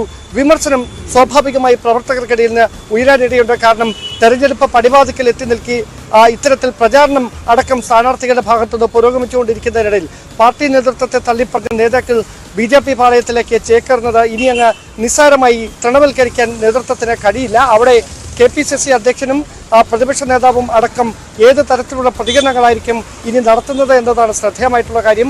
പാർട്ടിയുടെ അഴിമതിയിൽ മനസ്സുമടുത്താണ് BJPയിലേക്ക് താൻ ചേരുന്നത് എന്നാണ് തമ്പാനൂർ സതീഷ് വ്യക്തമാക്കിയിരിക്കുന്നത്. എന്തായാലും കൂടുതൽ കോൺഗ്രസ് നേതാക്കളെ BJP പാളയത്തിലേക്ക് എത്തിക്കുന്നതിന് വേണ്ടിയുള്ള അണിയറ നീക്കങ്ങൾ ഇപ്പോഴും സജീവമായി തന്നെ തലസ്ഥാന ജില്ല കേന്ദ്രീകരിച്ചുകൊണ്ട് പുരോഗമിക്കുകയാണ്. രഞ്ജിത്ത്, ഡാൻ കുര്യനാണ് വിവരങ്ങൾ പങ്കുവച്ചത്. മറ്റു വാർത്ത പാലക്കാട് നിന്നാണ്. പാലക്കാട്ട് എക്സൈസ് ഓഫീസിലെ ലോക്കപ്പിനുള്ളിൽ പ്രതി തൂങ്ങി മരിച്ച സംഭവത്തിൽ ദുരൂഹത ആരോപിച്ച് കുടുംബം. വീട്ടിൽ നിന്ന് ഹാഷിഷ് കണ്ടെത്തിയിട്ടില്ലെന്നും ഷോജോ ആത്മഹത്യ ചെയ്യില്ലെന്നും ഭാര്യ ജ്യോതി പറഞ്ഞു. ഇടുക്കി സ്വദേശി ഷോജോ ജോണിനെയാണ് ലോക്കപ്പിനുള്ളിൽ മരിച്ച നിലയിൽ കണ്ടെത്തിയത്. 2 കിലോ ഹാഷിഷ് ഓയിൽ കടത്തിയ കേസിൽ കഴിഞ്ഞ ദിവസമാണ് ഷോജോ ജോണിനെ എക്സൈസ് പിടികൂടിയത്. ഇന്നലെ വൈകിട്ടാണ് ഷോജോ ജോണിനെ പാലക്കാടുള്ള വാടക വീട്ടിൽ നിന്ന് എക്സൈസ് സംഘം അറസ്റ്റ് ചെയ്യുന്നത്. ഇയാളുടെ വീട്ടിൽ വാടക വീട്ടിൽ നടത്തിയ പരിശോധനയിൽ 2 കിലോയോളം ഹാഷിഷ് കണ്ടെത്തി എന്നാണ് എക്സൈസ് അധികൃതർ പറയുന്നത്. തുടർന്ന് പാലക്കാട് എക്സൈസ് റേഞ്ച് ഓഫീസിലേക്ക് ഇയാളെ കൊണ്ടുപോവുകയായിരുന്നു. ഇന്നലെ രാത്രിയിലാണ് ഇയാളെ തൂങ്ങി മരിച്ച നിലയിൽ അതായത് ഇടുക്കി സ്വദേശിയായ ഷോജോ ജോണിനെ തൂങ്ങി മരിച്ച നിലയിൽ ഇവിടെ ലോക്കപ്പിൽ കണ്ടെത്തുന്നത്. തുടർന്ന് കൃത്യമായി തന്നെ ഇന്ന് രാവിലെയോടുകൂടി തന്നെ ആണ് ഇവരെ വീട്ടുകാരും മറ്റും വിവരം അറിയിക്കുന്നത്. ഇപ്പോൾ ഷോജോ ജോണിൻ്റെ മൃതദേഹം ഇവിടെ പാലക്കാട് ജില്ലാ ആശുപത്രിയിലാണുള്ളത്. ഷോജോ ജോൺ ആത്മഹത്യ ചെയ്യാൻ സാധ്യതയില്ലെന്നും മരണത്തിൽ ദുരൂഹതയുണ്ടെന്നുമാണ് ഭാര്യ ജ്യോതി ആരോപിക്കുന്നത്. ഇവർ വന്നത് ഒരു 5:30 മണിയാകുമ്പോൾ വീട്ടിൽ വന്നു കഴിഞ്ഞ് ഇവർ ഞങ്ങളെ മാറ്റി നിർത്തിയിട്ടാണ് സംസാരിക്കണം കാര്യങ്ങളൊക്കെ ചെയ്തു. ഇതെല്ലാം കഴിഞ്ഞ് ഇവർ ഒരു 7:30 മണിയാകുമ്പോഴേക്കും കഴിഞ്ഞിട്ട് കൂട്ടിയിട്ട് പോയി. അപ്പോൾ ഞങ്ങളോട് പോകുമ്പോൾ പറഞ്ഞു, നിങ്ങൾ ജാമ്യത്തിന് ശ്രമിക്കേണ്ട, 60 ദിവസം കഴിയാണ്ടെങ്കിൽ ജാമ്യം കിട്ടില്ല, നിങ്ങൾ അതിലൊന്നും ഇടപെടണ്ട അങ്ങനെ പറഞ്ഞിട്ട് പോയി. ശരി, എന്തെങ്കിലും ചെയ്യണമെങ്കിൽ നമുക്കിന്ന് രാവിലെ ആവണ്ടേ. പക്ഷെ രാവിലെ 7 മണിയാകുമ്പോഴേക്കും ഇവിടുന്ന് ഫോൺ വന്നു, ഇന്നുമാതിരിയാണ് പറഞ്ഞിട്ട്. പക്ഷെ ഞങ്ങൾ ഇവിടുന്ന് 10 മിനിറ്റും കൂടെ വേണ്ട ഇവിടെ എത്താൻ. അങ്ങനെ ഇവർ പറയണ പോലെ ആണെന്നുണ്ടെങ്കിലും മോർച്ചറിയിലേക്ക് ബോഡി വരേണ്ട സമയമായിട്ടില്ലല്ലോ. ശരിയല്ലേ? അവിടെ ഹോസ്പിറ്റലിലല്ലേ ഉണ്ടാവേണ്ടത്. രാവിലെ മരിച്ചു എന്ന് പറഞ്ഞില്ല, ഒരു അബദ്ധം കാണിച്ചു എന്ന് മാത്രം. ഇവിടെ വന്നിട്ടാണ് മരിച്ചു എന്ന് തന്നെ പറഞ്ഞു. ഫോൺ ചെയ്ത് മരിച്ചു അതും പറഞ്ഞിട്ടില്ല അവര്. ഇന്ന സമയമേ പറഞ്ഞിട്ടില്ല. ഇങ്ങനെ സംഭവിച്ചു എന്ന് മാത്രമേ പറഞ്ഞു. അതും ഇവിടെ വന്നിട്ടാണ് മരിച്ചു എന്ന് പറയുന്നത്. ഞങ്ങൾ എവിടെയാണ് എന്നാണ് ചോദിച്ചപ്പോഴാണ് സംശയമുണ്ട്. കാരണം സൂയിസൈഡ് ചെയ്യാനുള്ള ഒരു ചാൻസും ഇല്ല. ഒരു കേസ് വന്നു, ശരിയാണ്, സ്വാഭാവികമായിട്ടും നമുക്ക് ആ കേസിൽ നമ്മുടെ സത്യസന്ധത തെളിയിക്കാനുള്ള സമയമുണ്ടല്ലോ, അത് തെളിയിക്കാം. ഇനിയിപ്പോൾ അഥവാ ഇനി എന്തെങ്കിലും ആണെങ്കിലും അതിനുള്ള ശിക്ഷയല്ലേ കിട്ടുള്ളൂ. ഒരാൾ സ്വന്തം ജീവൻ എന്തായാലും കളയുമോ, സ്വന്തം ഭാര്യയും മക്കളെയും വിട്ടിട്ട്? അതേ അവരുടെ പുള്ളിയുടെ ഫ്രണ്ട്സും ഞങ്ങൾ വണ്ടിയിൽ ഓടുന്ന ആൾക്കാരൊക്കെ ഉണ്ട്, അവരോട് എല്ലാവരോടും ചോദിക്കാറിയാം. ഇത് അവിടെ ഞങ്ങളുടെ ആൾക്കാരാണ്. അപ്പോൾ എനിക്ക് അങ്ങനത്തെ ഒരു ബാക്ക്ഗ്രൗണ്ടോ അല്ലെങ്കിൽ നമുക്ക് അങ്ങനത്തെ ഒരു ഇതൊന്നും ഇല്ലാത്ത, അങ്ങനെ ഉണ്ടെങ്കിലെങ്കിലും ശരിയെന്ന് പറയാം. സംശയമുണ്ട്. അപ്പോൾ അവരുടെ വീട്ടുകാർ വന്ന ശേഷം ഞങ്ങൾ പരാതി കൊടുക്കും. അപ്പോൾ എനിക്ക് തനിയെ അത് ചെയ്യാനുള്ളൊരു മാനസികാവസ്ഥയിലല്ല. കാരണം ഞാനും എൻ്റെ മക്കളും അനാഥയായ പോലെയായി. 3 പെൺകുട്ടികളും വെച്ച് നമ്മളെ മുന്നിട്ടുള്ള ജീവിതം ഒന്ന് ആലോചിച്ച് നോക്കൂ. 3 കുട്ടികൾ, ചെറിയ കുട്ടിക്ക് 5 മാസം ആവണേ ഉള്ളൂ. അങ്ങനെ ഈ കുട്ടികളെ വിട്ട ഒരു അച്ഛനെന്ന നിലയ്ക്ക് സൂയിസൈഡ് ചെയ്യില്ല. അല്ലെങ്കിൽ ഇവരത്രമാത്രം പുള്ളീനെ തല്ലി, ചിലപ്പോൾ എന്തെങ്കിലും മനുഷ്യൻ്റെ കാര്യമല്ലേ, തല്ലിയിട്ട് എന്തെങ്കിലും ആയ ശേഷം ഇവർ കെട്ടിപ്പിടിക്കാനും ചാൻസ് ഉണ്ട്. ഏതായാലും സംഭവത്തിൽ എക്സൈസിനെതിരെ അന്വേഷണം വേണമെന്നാവശ്യപ്പെട്ടുകൊണ്ട് ഇവിടെ ജില്ലാ പോലീസ് സൂപ്രണ്ടിന് ഉൾപ്പെടെ പരാതി നൽകാൻ ഒരുങ്ങുകയാണ് ഷോജോ ജോണിൻ്റെ കുടുംബം. ഷോജോ ജോണിൻ്റെ ഭാര്യ ജ്യോതി കൂടാതെ 3 പെൺമക്കളാണ് ഇവർക്കുള്ളത്. ഇവർ പാലക്കാട് സ്വദേശിയാണ്. പക്ഷേ ഷോജോ ജോൺ ഇടുക്കിയിലാണ്. ഇടുക്കിയിൽ നിന്ന് ഇവിടെ എത്തിയതാണ്. ഇവിടെ വാടക വീട് മാത്രമാണ് ഇവർക്കുള്ളത്. എന്തായാലും ഇയാളുടെ സുഹൃത്തുക്കളും മറ്റുള്ള ആളുകളൊക്കെ എല്ലാം പറയുന്നത് അത്തരത്തിൽ ഒരു ആത്മഹത്യാ വാസനയൊന്നുള്ള ആളല്ല. എന്തുകൊണ്ടാണ് മരിച്ചത്, എങ്ങനെയാണ് എന്നുള്ള കാര്യത്തിൽ കൃത്യമായി തന്നെ ഒരു വിവരം വരേണ്ടതുണ്ട്. അതുകൊണ്ട് തന്നെ കൃത്യമായ ഒരു അന്വേഷണം ഇക്കാര്യത്തിൽ ഉണ്ടാവണം എന്നും സുഹൃത്തുക്കളും ബന്ധുക്കളും ആവശ്യപ്പെടുന്നു. ക്യാമറാമാൻ പ്രജിത്ത് കോങ്ങാടിനൊപ്പം എസ് വിനേഷ് കുമാർ, News 18 പാലക്കാട്. ഏതായാലും ആ മരണത്തിൽ അന്വേഷണം ആവശ്യപ്പെടുകയാണ് ബന്ധുക്കൾ എന്നുള്ളതാണ്. മറ്റൊരു വാർത്ത, വൈദ്യുതി പ്രതിസന്ധി ചർച്ച ചെയ്യാൻ മുഖ്യമന്ത്രിയുടെ നേതൃത്വത്തിൽ വൈകിട്ട് 3 മണിക്ക് ഉന്നതതല യോഗം ചേരുമെന്നുള്ളതാണ്. ചൂട് കൂടിയതോടെ ഉപഭോഗം വർദ്ധിച്ചതും ദീർഘകാല കരാറുകൾ പുനഃസ്ഥാപിച്ചിട്ടും 3 കമ്പനികൾ വൈദ്യുതി നൽകാത്തതുമാണ് KSEBയെ പ്രതിസന്ധിയിലാക്കുന്നത്. ചൂട് കൂടിയതോടെ ഉപഭോഗം സർവകാല റെക്കോർഡിൽ എത്തിയിരിക്കുകയാണ്. MG മിഥുൻ വിവരങ്ങൾ പങ്കുവെക്കും. മിഥുൻ, ഇന്നലെയൊക്കെ വലിയ തരത്തിൽ ഉപഭോഗം ഉണ്ടായി എന്നാണ് കണക്കുകൾ വ്യക്തമാക്കുന്നത്. ലോഡ് ഷെഡിങ്ങിലേക്കൊക്കെ പോകേണ്ട പശ്ചാത്തലം സംസ്ഥാനത്തുണ്ട് എന്ന സൂചനകളുമുണ്ട്. എന്താണ് സംസ്ഥാന സർക്കാരിന്റെ പ്ലാൻ ബി ഈ വിഷയത്തിൽ?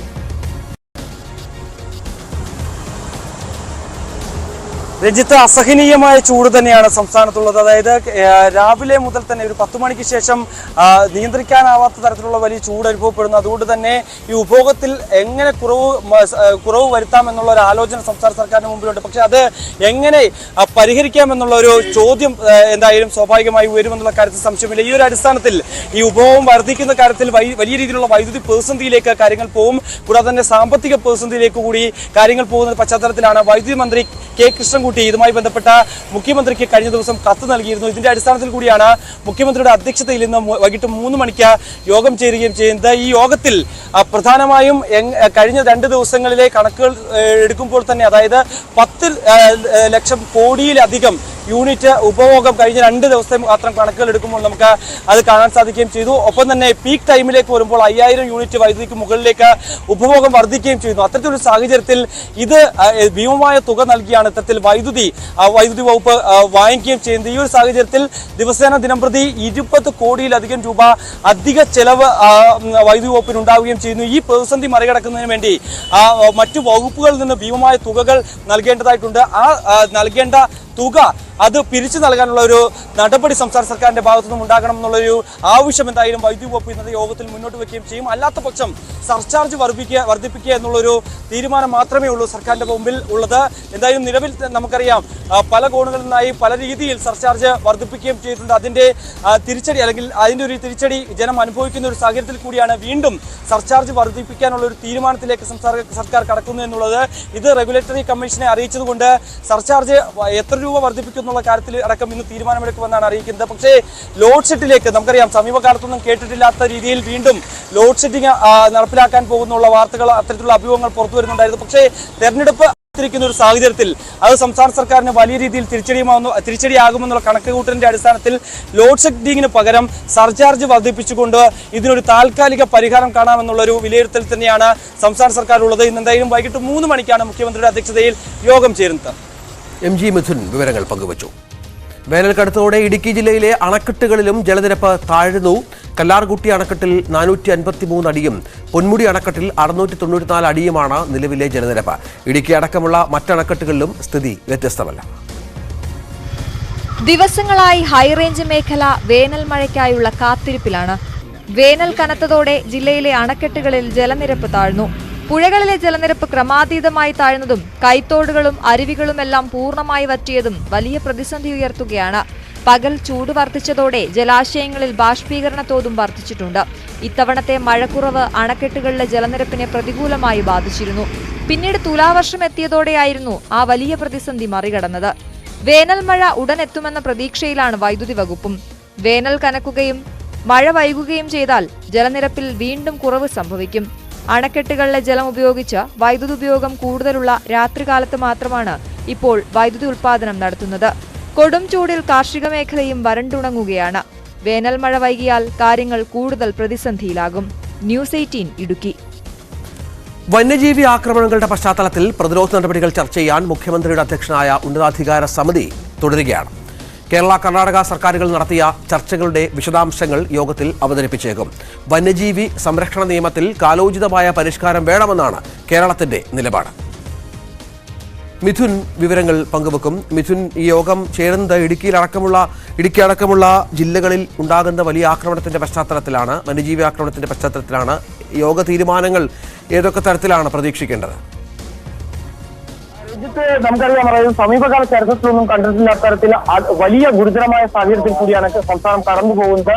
ഓരോ ദിവസം കഴിയും തോറും വന്യമൃഗ ശല്യം അല്ലെങ്കിൽ വന്യമൃഗ ആക്രമണം വർദ്ധിക്കുന്ന ഒരു സാഹചര്യമുണ്ട്. നിരവധി പേർക്ക് ജീവഹാനി സംഭവിക്കുന്ന ഒരു സ്ഥിതിവിശേഷം സംസ്ഥാനത്തുണ്ട്. ഈ ഒരു സാഹചര്യത്തിൽ കൂടിയാണ് മുഖ്യമന്ത്രി ചെയർമാനായ ഒരു ഉദ്യോഗസ്ഥ തലത്തിലുള്ള ഒരു സമിതി രൂപീകരിക്കുകയും ചെയ്ത് അതിന്റെ ആദ്യ യോഗമാണ് ഇന്ന് ചേരുകയും ചെയ്യുന്നത്. ഈ യോഗത്തിൽ കഴിഞ്ഞ ദിവസങ്ങളിൽ കേരളം, തമിഴ്നാട്, കർണാടക തുടങ്ങിയ 3 സംസ്ഥാനത്തെ വനംവകുപ്പ് മന്ത്രിമാരും ഒപ്പം തന്നെ ഉദ്യോഗസ്ഥരും അടങ്ങിയ ഒരു യോഗം ചേരുകയും ചെയ്യുന്നു. ആ യോഗത്തിൽ ചില ധാരണകളും ഇരു സംസ്ഥാനങ്ങളും തമ്മിൽ ഒപ്പുവെച്ചിട്ടുണ്ട് ചെയ്തു. അതിൽ പ്രധാനമായും 4 കാര്യങ്ങളാണ്, 4 ലക്ഷ്യം മുന്നിൽ കണ്ടുകൊണ്ട് തന്നെയായിരുന്നു ഇരു സംസ്ഥാനങ്ങളും ധാരണയിലെത്തിയത്. മനുഷ്യമൃഗ സംഘർഷ മേഖല അടയാളപ്പെടുത്തൽ, രണ്ടാമത്തെ കാര്യം സംഘർഷത്തിന്റെ കാരണം കണ്ടെത്തൽ, പ്രശ്നങ്ങളിൽ ഇടപെടുന്നതിലെ കാലതാമസം ഒഴിവാക്കൽ, വിവരം വേഗത്തിൽ കൈമാറുക തുടങ്ങിയ ലക്ഷ്യങ്ങളാണ് ഇതുമായി ബന്ധപ്പെട്ട് മുന്നിൽ കാണുകയും ചെയ്തത്. ഇക്കാര്യത്തിലൊക്കെ ഒരു ധാരണ ആ യോഗത്തിൽ ഉണ്ടാവുകയും ചെയ്തിരുന്നു. അതിനുശേഷമാണ് ഈ വിവരങ്ങൾ ഇന്നത്തെ ഈ മുഖ്യമന്ത്രിയുടെ അധ്യക്ഷതയിൽ ചെയ്യുന്ന ഈ ഒരു യോഗത്തിൽ അത് മുന്നോട്ട് വെക്കുകയും ചെയ്യുമെന്നാണ് നമുക്ക് മനസ്സിലാക്കാൻ സാധിക്കുന്നത്. അതായത് ഒരു ശാശ്വതമായ പരിഹാരം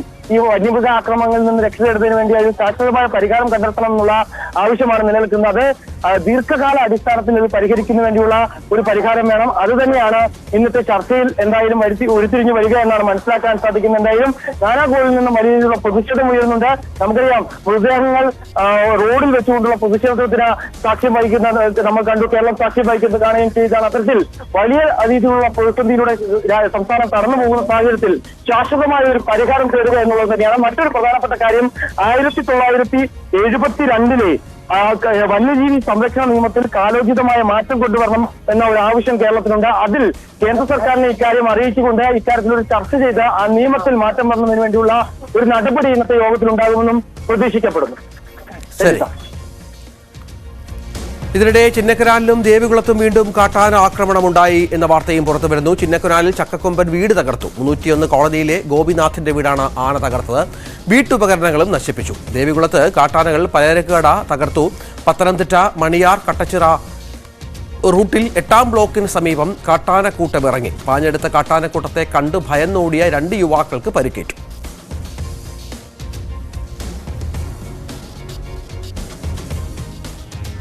പത്തനംതിട്ട സീതത്തോട്ടിൽ യുവാക്കൾക്ക് നേരെ കാട്ടാനക്കൂട്ടത്തിന്റെ ആക്രമണം. മണിയാർ കട്ടച്ചിറ റൂട്ടിൽ 8-ാം ബ്ലോക്കിന് സമീപമാണ് കാട്ടാനക്കൂട്ടം ഇറങ്ങിയത്.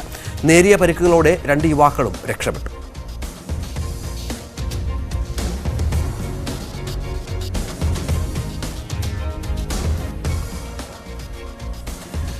കൊച്ചി വാട്ടർ മെട്രോയുടെ 2 റൂട്ടുകൾ ഇന്ന് മുഖ്യമന്ത്രി ഓൺലൈനായി നാടിന് സമർപ്പിക്കും. വൈകിട്ട് 5:30 ഏലൂർ വാട്ടർ മെട്രോ ടെർമിനലിൽ ചടങ്ങുകൾ നടക്കും. മുളവുകാട് നോർത്ത്, സൗത്ത്, ചീറ്റൂർ, ഏലൂർ, ശരനല്ലൂർ എന്നീ 4 ടെർമിനലുകളാണ് പുതുതായി ആരംഭിക്കുന്നത്. കൊച്ചി വാട്ടർ മെട്രോയുടെ 2 പുതിയ റൂട്ടുകൾ കൂടിയാണ് ഉദ്ഘാടനം ചെയ്യപ്പെടുന്നത്. 4 പുതിയ ടെർമിനലുകൾ കൂടി നിലവിൽ വരുന്നു എന്നതാണ്. ഇത് പ്രാവർത്തികമായിട്ട്, അതായത് കൊച്ചി വാട്ടർ മെട്രോയുടെ നിലവിലെ റൂട്ടുകൾ പ്രാവർത്തികമായി 10 മാസത്തിനുള്ളിൽ ഏതാണ്ട് 17.5 ലക്ഷം യാത്രക്കാരാണ് ഇത് ഉപയോഗിച്ചിട്ടുള്ളത്. അതുകൊണ്ട് തന്നെ വലിയ രീതിയിലുള്ളൊരു സ്വീകാര്യതയാണ് കൊച്ചി വാട്ടർ മെട്രോയ്ക്ക് ലഭിച്ചിട്ടുള്ളത്. പുതിയ റൂട്ടുകൾ കൂടി വരുന്നതോടെ കൂടുതൽ ഇടങ്ങളിലേക്ക് കൊച്ചി വാട്ടർ മെട്രോ എത്തുകയാണ് എന്ന പ്രത്യേകത കൂടിയുണ്ട്. വൈകിട്ട് മുഖ്യമന്ത്രി പിണറായി വിജയൻ ഓൺലൈനായാണ് ഇതിന്റെ ഉദ്ഘാടനം നിർവഹിക്കുക. ഏലൂർ വാട്ടർ മെട്രോ ടെർമിനൽ വെച്ചാണ് ചടങ്ങുകൾ നടക്കുന്നത്. ഹൈക്കോർട്ട് ജംഗ്ഷൻ ടെർമിനലിൽ നിന്ന് ബോൾഗാട്ടി, മുളവുകാട് നോർത്ത് ടെർമിനലുകൾ വഴി സൗത്ത് ചിറ്റൂർ ടെർമിനൽ വരെയാണ് ഒരു റൂട്ട്. മറ്റൊന്ന് സൗത്ത് ചിറ്റൂർ ടെർമിനലിൽ നിന്ന് ഏലൂർ ടെർമിനൽ വഴി ചേരാനല്ലൂർ ടെർമിനലിൽ അവസാനിക്കുന്നതാണ് മറ്റൊരു റൂട്ട്. 40 രൂപയാണ് ഇതിന്റെ ഒരു പരമാവധി നിരക്കായിട്ട് നിശ്ചയിച്ചിട്ടുള്ളത്. ഇതോടെ 9 ടെർമിനലുകളിലായി 5 റൂട്ടുകളിലേക്ക് കൊച്ചി വാട്ടർ മെട്രോ സർവീസ് വ്യാപിക്കുകയാണ്. കേരളത്തിന്റെ ജലഗതാഗത രംഗത്ത് വളരെ വിപ്ലവകരമായ ഒരു മാറ്റമാണ്, പുതിയ ഒരു സഞ്ചാര സൗകര്യങ്ങളാണ് കൊച്ചി വാട്ടർ മെട്രോ നൽകിയത്. അതുകൊണ്ട് തന്നെ പുതിയ റൂട്ടുകൾ വലിയ സ്വീകാര്യതയായിരിക്കും എന്ന് തന്നെയാണ് കരുതുന്നത്. വൈറ്റ്ല, കാക്കനാട്, അതോടൊപ്പം തന്നെ നിലവിലുള്ള ഹൈക്കോർട്ട് ജംഗ്ഷൻ, വൈപ്പിൻ, ബോൾഗാട്ടി റൂട്ടുകളിലായിട്ട് 13 ബോട്ടുകളാണ് നിലവിൽ സർവീസ് നടത്തിക്കൊണ്ടിരിക്കുന്നത്. അതോടൊപ്പം തന്നെ പുതിയ സർവീസ് മേഖലകളിലേക്ക് കടക്കുന്നു. പാലിയം തുരുത്ത്, കുമ്പളം, വെല്ലിംഗ്ടൺ ഐലൻഡ്, മട്ടാഞ്ചേരി എന്നീ ടെർമിനലുകളുടെ നിർമ്മാണവും പൂർത്തിയാവുകയാണ്. 38 ടെർമിനലുകൾ ആണ് ഇതിന്റെ ഒരു ഏറ്റവും അവസാന ഘട്ടത്തിലേക്ക് വരുമ്പോൾ ഉണ്ടാകുന്നത്. ഏതാണ്ട് 78ഓളം ബോട്ടുകൾ ഇതിനുവേണ്ടി സർവീസുകൾ ഇത് പൂർണ്ണമാകുമ്പോൾ ഉണ്ടാകുമെന്നാണ് കരുതുന്നത്. ഇതെല്ലാം ആകുമ്പോൾ കൊച്ചിയുടെ സഞ്ചാര ഭൂപടത്തിൽ പുതിയൊരു രേഖയാണ് കൊച്ചി വാട്ടർ മെട്രോ നൽകുന്നത്. ഇതിനകം തന്നെ വിനോദസഞ്ചാരികളുടേതടക്കം പ്രശംസ കൊച്ചി വാട്ടർ മെട്രോ പിടിച്ചു പറ്റിയിട്ടുണ്ട്. ദ്വീപ് നിവാസികൾക്ക് വളരെ സൗകര്യപ്രദമാകും പുതിയ സർവീസുകൾ നിലവിൽ വരിക. അതോടൊപ്പം തന്നെ കൊച്ചിയുടെ ഉൾനാടൻ കാഴ്ചകളിലേക്കുള്ള ഒരു ജാലകം കൂടിയാണ് കൊച്ചി വാട്ടർ മെട്രോ തുറക്കുന്നത്. പ്രശാന്തിനൊപ്പം ഡാനി പോൾ, ന്യൂസ് 18. ഡാനി പോളാണ് വിവരങ്ങൾ പങ്കുവച്ചത്. മുഖ്യമന്ത്രിക്കും മകൾക്കുമെതിരായ ആരോപണത്തിൽ കേസെടുക്കാനാകില്ലെന്ന് വിജിലൻസ്. തിരുവനന്തപുരം പ്രത്യേക വിജിലൻസ് കോടതിയെയാണ് ഇക്കാര്യം അറിയിച്ചത്. കേസിന്റെ വിശദാംശങ്ങൾ ഹൈക്കോടതിയുടെ പരിഗണനയിലാണെന്ന് വിജിലൻസ് ചൂണ്ടിക്കാട്ടി. ഹർജി വാദം കേൾക്കാൻ 27ലേക്ക് മാറ്റി.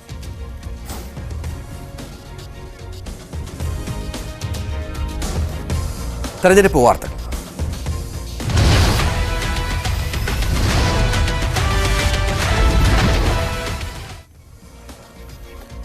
ഇടുക്കിയിൽ വിജയം സുനിശ്ചിതമെന്ന് LDF സ്ഥാനാർത്ഥി ജോയിസ് ജോർജ്. ഇടുക്കിയിലെ ജനത ഇടതുപക്ഷത്തിനൊപ്പമാണ്. പ്രചാരണത്തിൽ വൻ സ്വീകരണമാണ് ലഭിക്കുന്നതെന്നും ജോയിസ് ജോർജ് ന്യൂസ് 18നോട് പറഞ്ഞു. ഇടുക്കിയിൽ 3ാം അംഗത്തിലുള്ള തെരഞ്ഞെടുപ്പിലാണ് ജോയിസ് ജോർജ്. കഴിഞ്ഞ തവണ കൈവിട്ട മണ്ഡലം ഇത്തവണ തിരിച്ചുപിടിക്കാനുള്ള ഉറച്ച വിശ്വാസത്തിലാണ് ജോയിസ് ജോർജ്. LDF പ്രചാരണ വിശേഷങ്ങളുമായി LDF സ്ഥാനാർത്ഥി ജോയിസ് ജോർജ് നമ്മളോട് ചേർന്നു. എങ്ങനെ പോകുന്നു പ്രചരണങ്ങൾ? പ്രചരണം എല്ലാ അസംബ്ലി മണ്ഡലങ്ങളിലും ഒരു വട്ടം നമ്മൾ ആളുകളെ കണ്ട് അവരുടെ ആശയവിനിമയം നടത്തി. വിവിധ വിഭാഗത്തിൽപ്പെട്ട ആളുകൾ, വിവിധ സ്ഥാപനങ്ങൾ, മറ്റാളുകൾ എല്ലാവരുമായി വലിയ തോതിലുള്ള ആവേശകരമായ പിന്തുണയാണ് എല്ലാ മേഖലയിൽ നിന്നും ആളുകൾ നമുക്ക് തരും.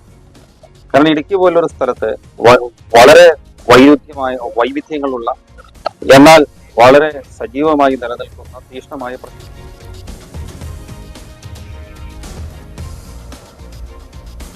കെയറൈസും പെൻഷൻ വിതരണവും ഇലക്ഷൻ മുന്നിൽ കണ്ടുള്ള സർക്കാരിന്റെ കബളിപ്പിക്കലെന്ന് KC വേണുഗോപാൽ. സർക്കാർ ജനങ്ങളെ വിഡ്ഢികളാക്കാൻ നോക്കുകയാണ്. CA എന്നത് മതത്തിന്റെ പേരിൽ വിഭജന രാഷ്ട്രീയത്തിനുള്ള നീക്കമാണ്. ഇതിന് കോൺഗ്രസ് മറുപടി നൽകുമെന്നും KC വേണുഗോപാൽ ന്യൂസ് 18നോട് പറഞ്ഞു. ആലപ്പുഴ തിരഞ്ഞെടുപ്പ് ചൂടിലേക്ക് കടന്നു കഴിഞ്ഞിരിക്കുന്നു. എല്ലാ സ്ഥാനാർത്ഥികളും അവരുടെ പര്യടനങ്ങളും ഒക്കെയായി മുന്നോട്ട് പോയിക്കൊണ്ടിരിക്കുകയാണ്. അതിനിടയിൽ തന്നെ ആലപ്പുഴയിൽ ഏറ്റവും ശ്രദ്ധേയനായ സ്ഥാനാർത്ഥി എന്ന് പറയാൻ കഴിയുന്ന KC വേണുഗോപാൽ, അദ്ദേഹമാണ് ഇപ്പോൾ നമ്മളോടൊപ്പം ഉള്ളത്. ഒരുപാട് സംഘടനാ തിരക്കുകളുണ്ട്. ഇടക്കൊന്ന് വന്നു, വീണ്ടും പോയി, വീണ്ടും വരുന്നു. ഇങ്ങനെ വന്ന് നിൽക്കാൻ കഴിയുള്ളൂ ആലപ്പുഴയിൽ? സംഘടനാപരമായിട്ടുള്ള ഭാരിച്ച ഉത്തരവാദിത്തങ്ങളുണ്ട്. അതുകൊണ്ട് തന്നെ ഈ തെരഞ്ഞെടുപ്പ് രംഗത്ത് പഴയതുപോലെ പൂർണ്ണമായിട്ടും എനിക്ക് നിൽക്കാൻ സാധിക്കില്ല എന്നുള്ളത് അത് എനിക്ക് ആലപ്പുഴയിലെ ആളുകൾക്ക് മനസ്സിലാവുന്നതാണ് എൻ്റെ വിശ്വാസം. പക്ഷേ അവരുടെ എല്ലാ ദിവസവും ഞാൻ എവിടെയായാലും ആലപ്പുഴയിലെ തെരഞ്ഞെടുപ്പ് പ്രവർത്തനങ്ങളുമായി ബന്ധപ്പെടുന്നുണ്ട്, ജനങ്ങളുമായി ബന്ധപ്പെടുന്നുണ്ട്, അവരുടെ പ്രശ്നങ്ങളിൽ ഇടപെടുന്നുണ്ട്, എല്ലാം ചെയ്യുന്നുണ്ട്. ഇപ്പോൾ കഴിഞ്ഞ ദിവസങ്ങളിൽ ഏറെ ചർച്ചയായ CA അടക്കമുള്ള വിഷയങ്ങൾ, അതായത് പൗരത്വ ഭേദഗതിയുമായി ബന്ധപ്പെട്ട് മതം ഒരു വിഷയമായി മാറുന്നു എന്നുള്ളതാണ്. അത് എത്രമാത്രം ഒരു അസംതൃപ്തി അല്ലെങ്കിൽ സാധാരണ ജനവിഭാഗങ്ങൾക്കിടയിൽ ഒരു പേടി ഉണ്ടാക്കുന്നുണ്ട്? അതാണൊരു ലക്ഷ്യം. ഇതുവരെ കണ്ടിട്ടുണ്ടോ ഇങ്ങനെ തെരഞ്ഞെടുപ്പ് പ്രഖ്യാപിക്കുന്നതിന്? ഈ ബില്ല് കൊണ്ടുവന്നിട്ട് 4 വർഷവും 3 മാസവും കഴിഞ്ഞു പാർലമെൻറ്റ് പാസ്സാക്കിയിട്ട്. ഈ 4 വർഷവും 3 മാസവും ഒരു കാര്യം ചെയ്യാതെ പാർലമെൻറ്റ് ഇലക്ഷൻ പ്രഖ്യാപിക്കാൻ ദിവസങ്ങൾക്ക് മാത്രം ബാക്കി നിൽക്കുമ്പോൾ ഇത് ചെയ്യുന്നത് എന്തുദ്ദേശിച്ചിട്ടാണ്? ജനങ്ങളെ വിഭജിക്കുക, ജനങ്ങളെ 2 തട്ടിലാക്കുക, ആ തട്ടിലാക്കി അവരെ തമ്മിലടിപ്പിക്കുക, അവരെ ഒരു രണ്ട് തരം പൗരന്മാരെ ഉണ്ടാക്കുക. ഇവരാണോ രാജ്യം ഭരിക്കുന്നവർ എന്ന് തോന്നിപ്പോകുന്ന രീതിയിലല്ലേ രാജ്യത്തിലെ ഗവേണൻസ്? നമ്മുടെ രാഷ്ട്രീയ പാർട്ടികൾ തിരഞ്ഞെടുപ്പിൽ പോരാടും, ചിലർ ജയിക്കും, ചിലർ തോക്കും, അതൊക്കെ സ്വാഭാവികമാണ്. പക്ഷെ ജയിച്ചു കഴിഞ്ഞവർ എല്ലാവരുടെയും ഗവൺമെൻറ്റല്ലേ ഉണ്ടാക്കേണ്ടത്. ഇതിപ്പോൾ അങ്ങനെയാണോ? ഇത് അവർക്കൊറ്റ ലക്ഷ്യം, ജനങ്ങളെ വിഭജിച്ചാൽ മാത്രമേ അവർക്ക് ജയിക്കാൻ പറ്റുള്ളൂ. മറ്റൊരുപാട് പ്രശ്നങ്ങളുണ്ട്. തൊഴിലില്ലാത്ത ചെറുപ്പക്കാരെ അലയുകയാണ്, അൺഎംപ്ലോയ്മെൻറ്റ് അതിൻ്റെ പീക്കിലാണ്. കൃഷിക്കാരുടെ സമരം നമ്മൾ കണ്ടു, അവരൊന്ന് കേൾക്കാൻ പോലും തയ്യാറല്ല. വിലക്കയറ്റം രൂക്ഷമാണ്, സഹോദരിമാരുടെ പ്രശ്നങ്ങൾ എത്ര രൂക്ഷമാണ്. ഇതിൽ നിന്നെല്ലാം ഒളിച്ചുകൂടുക, ഇതിനൊന്നും മറുപടിയില്ല. ഇതിനെല്ലാം ഉത്തരവായിട്ട് അവരാകെ കൊടുക്കുന്ന ഒരു ക്യാപ്സൂൾ പോളറൈസേഷൻ. ഇന്ത്യ മുന്നണി എങ്ങനെയായിരിക്കും ഈ വിഷയങ്ങളെ മറികടക്കാൻ? കാരണം അയോധ്യ വരുന്നു, രാമക്ഷേത്രം വരുന്നു, അതിന് പുറകെ ഇപ്പോൾ പുതിയൊരു അജണ്ട വരുന്നു. ജനങ്ങൾ അവരുടെതെല്ലാം ഡൈവേഴ്സിറ്റി ടാക്ടിക്സ് ആണ്. ഞങ്ങൾ ജനങ്ങളെ യഥാർത്ഥ പ്രശ്നങ്ങൾ ഉയർത്തിപ്പിടിച്ചുകൊണ്ട് മുന്നോട്ട് പോകുക എന്നുള്ളതാണ് ഞങ്ങൾ ഉദ്ദേശിക്കുന്നത്. മാത്രമല്ല ഈ പ്രകടന പത്രിക അടക്കമുള്ള വിഷയങ്ങൾ എന്തൊക്കെ കാര്യങ്ങളാണ് ഇന്ത്യ മുന്നണി മുന്നോട്ട് വെക്കുന്നത് കൃത്യമായി ജനങ്ങളിലേക്ക് അവതരിപ്പിക്കാനുള്ള ഒരു സാഹചര്യത്തിലേക്ക് എത്തിയിട്ടുണ്ടോ? എങ്ങനെയാണ്? തീർച്ചയായിട്ടും ഇപ്പോൾ കോൺഗ്രസിൻ്റെ ഗ്യാരണ്ടികൾ ഓരോന്നോരോന്നായി പ്രഖ്യാപിച്ചുകൊണ്ടിരിക്കുകയാണ്. അത് ഓരോ സംസ്ഥാനത്തിലും നമ്മൾ അതിൻ്റേതായിട്ടുള്ള മറ്റു ഘടകകക്ഷികളുമായി ബന്ധപ്പെട്ട് അവർക്കും കൂടെ ആവശ്യമുള്ള കാര്യങ്ങൾ വെച്ചുകൊണ്ട് മാനിഫെസ്റ്റോകളുണ്ടാവും. കോൺഗ്രസിൻ്റെ മാനിഫെസ്റ്റോ വരും. അവസാനം ഇന്ത്യ മുന്നണിയുടേതായിട്ടുള്ള പ്രധാനപ്പെട്ട ഫോക്കസ് പോയിന്റുകളും ഉണ്ടാവും. പ്രഖ്യാപനം വരാത്തത് കൊണ്ടാണോ സ്ഥിരമായി ഇവിടെ ഇങ്ങനെ കാണാത്തത്? അല്ലല്ല, സംഘടനാപരമായ ഉത്തരവാദിത്തം ഉള്ളതുകൊണ്ടാണ്. ഇന്നും നാളെ ഞാൻ ഇവിടെ ഉണ്ട്, അടുത്ത ദിവസങ്ങളിലൊക്കെ ഇവിടെ ഉണ്ടാവും. ശരണ്യ സ്റ്റേജിലാണ് KC വേണുഗോപാലിനൊപ്പം ചേർന്ന് തണലുമായി ചേർന്ന് മാനസിക ആരോഗ്യ ലഹരി വിമുക്ത ചികിത്സാ രംഗത്ത് ലോകോത്തര നിലവാരത്തിലുള്ള ചികിത്സാ പുനരധിവാസ സൗകര്യങ്ങൾ ഒരുക്കി പീസ് വാലി. തണൽ മാനസിക ലഹരി വിമുക്ത ചികിത്സാ കേന്ദ്രത്തിന്റെ ശിലാസ്ഥാപനം ആലുവ ശ്രീമൂൾ നഗരം തണൽ പീസ് വാലി ഗ്രൗണ്ടിൽ Malabar group of companies chairman MP Ahammed നിർവഹിച്ചു. Justice CK Abdul Rahim, Anwar Sadath MLA, Malabar gold and diamonds India operations MD O Ashar, Malabar group executive director AK Rishad, Thanal peace valley secretary PI Samad, Thanal peace valley chairman MA Abdul Kareem, Thanal general secretary TI Nasar, Meeran group chairman Nawaz Meeran തുടങ്ങിയവർ ചടങ്ങിൽ പങ്കെടുത്തു. ഇനി സ്വർണം വെള്ളി നിരക്കുകൾ. കവിത gold and diamonds ഇന്നത്തെ സ്വർണം വെള്ളി നിരക്കുകൾ നിങ്ങൾക്കായി സമർപ്പിക്കുന്നത്. വലിയ സ്വപ്നങ്ങൾ, വലിയ സന്തോഷങ്ങൾ, വലിയ collection. Kavitha gold and diamonds. സ്വർണം 22 ക്യാരറ്റിന് ഗ്രാമിന് 6035, പവന് 48,280. സ്വർണം 18 ക്യാരറ്റിന് ഗ്രാമിന് 5030, പവന് 40,240. വെള്ളി കിലോയ്ക്ക് 80, ഗ്രാമിന് 80, കിലോയ്ക്ക് 80,000. കവിത ഗോൾഡ് ആൻഡ് ഡയമണ്ട്സ് ഇന്നത്തെ സ്വർണം വെള്ളി നിരക്കുകൾ നിങ്ങൾക്കായി സമർപ്പിക്കുന്നത്. വലിയ സ്വപ്നങ്ങൾ, വലിയ സന്തോഷങ്ങൾ, വലിയ collection. Kavitha gold and diamonds. ഇടുക്കിയിൽ ശമ്പളം കിട്ടാത്തതിൽ തലകുത്ത് നിന്ന് ജീവനക്കാരന്റെ പ്രതിഷേധം. മൂന്നാർ KSRTCയിലെ ഡ്രൈവറായ KS ജയകുമാറാണ് തലകുത്തി നിന്ന് പ്രതിഷേധിച്ചത്. മൂന്നാർ ഉടുമ്പൽപേട്ട അന്തർ സംസ്ഥാന റൂട്ടിൽ സർവീസ് നടത്തുന്ന ബസ്സിലെ ഡ്രൈവറാണ് ജയകുമാർ. ഈ മാസം ഇതുവരെയും ശമ്പളം ലഭ്യമാകാത്തതിനാൽ ആണ് BMS പ്രവർത്തകരുടെ നേതൃത്വത്തിൽ പ്രതിഷേധ സമരം സംഘടിപ്പിച്ചത്.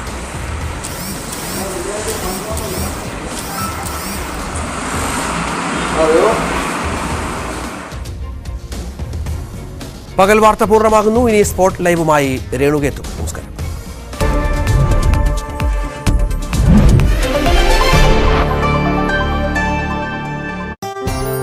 ഒരു ലക്ഷത്തിലേറെ പ്രതികരണം, ഒരു ബൃഹത് സർവേ, 20 ചാനലുകൾ, 16 വെബ്സൈറ്റുകൾ. ഇതിൽ പരം വലിയ മറ്റൊന്നില്ല. News 18 mega opinion Paul.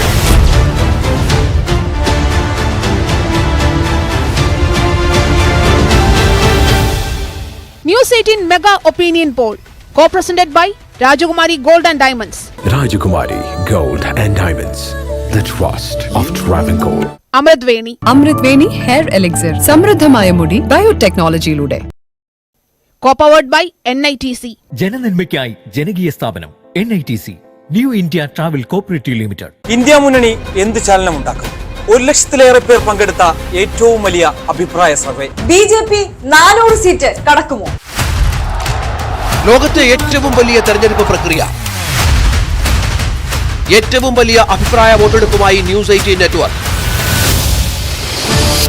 21 സംസ്ഥാനങ്ങൾ, 518 മണ്ഡലങ്ങൾ, 1 ലക്ഷത്തിലേറെ പ്രതികരണം, ഒരു ബൃഹത് സർവേ, 20 ചാനലുകൾ, 16 വെബ്സൈറ്റുകൾ. ഇതിൽ പരം വലിയ മറ്റൊന്നില്ല. News 18 mega opinion Paul.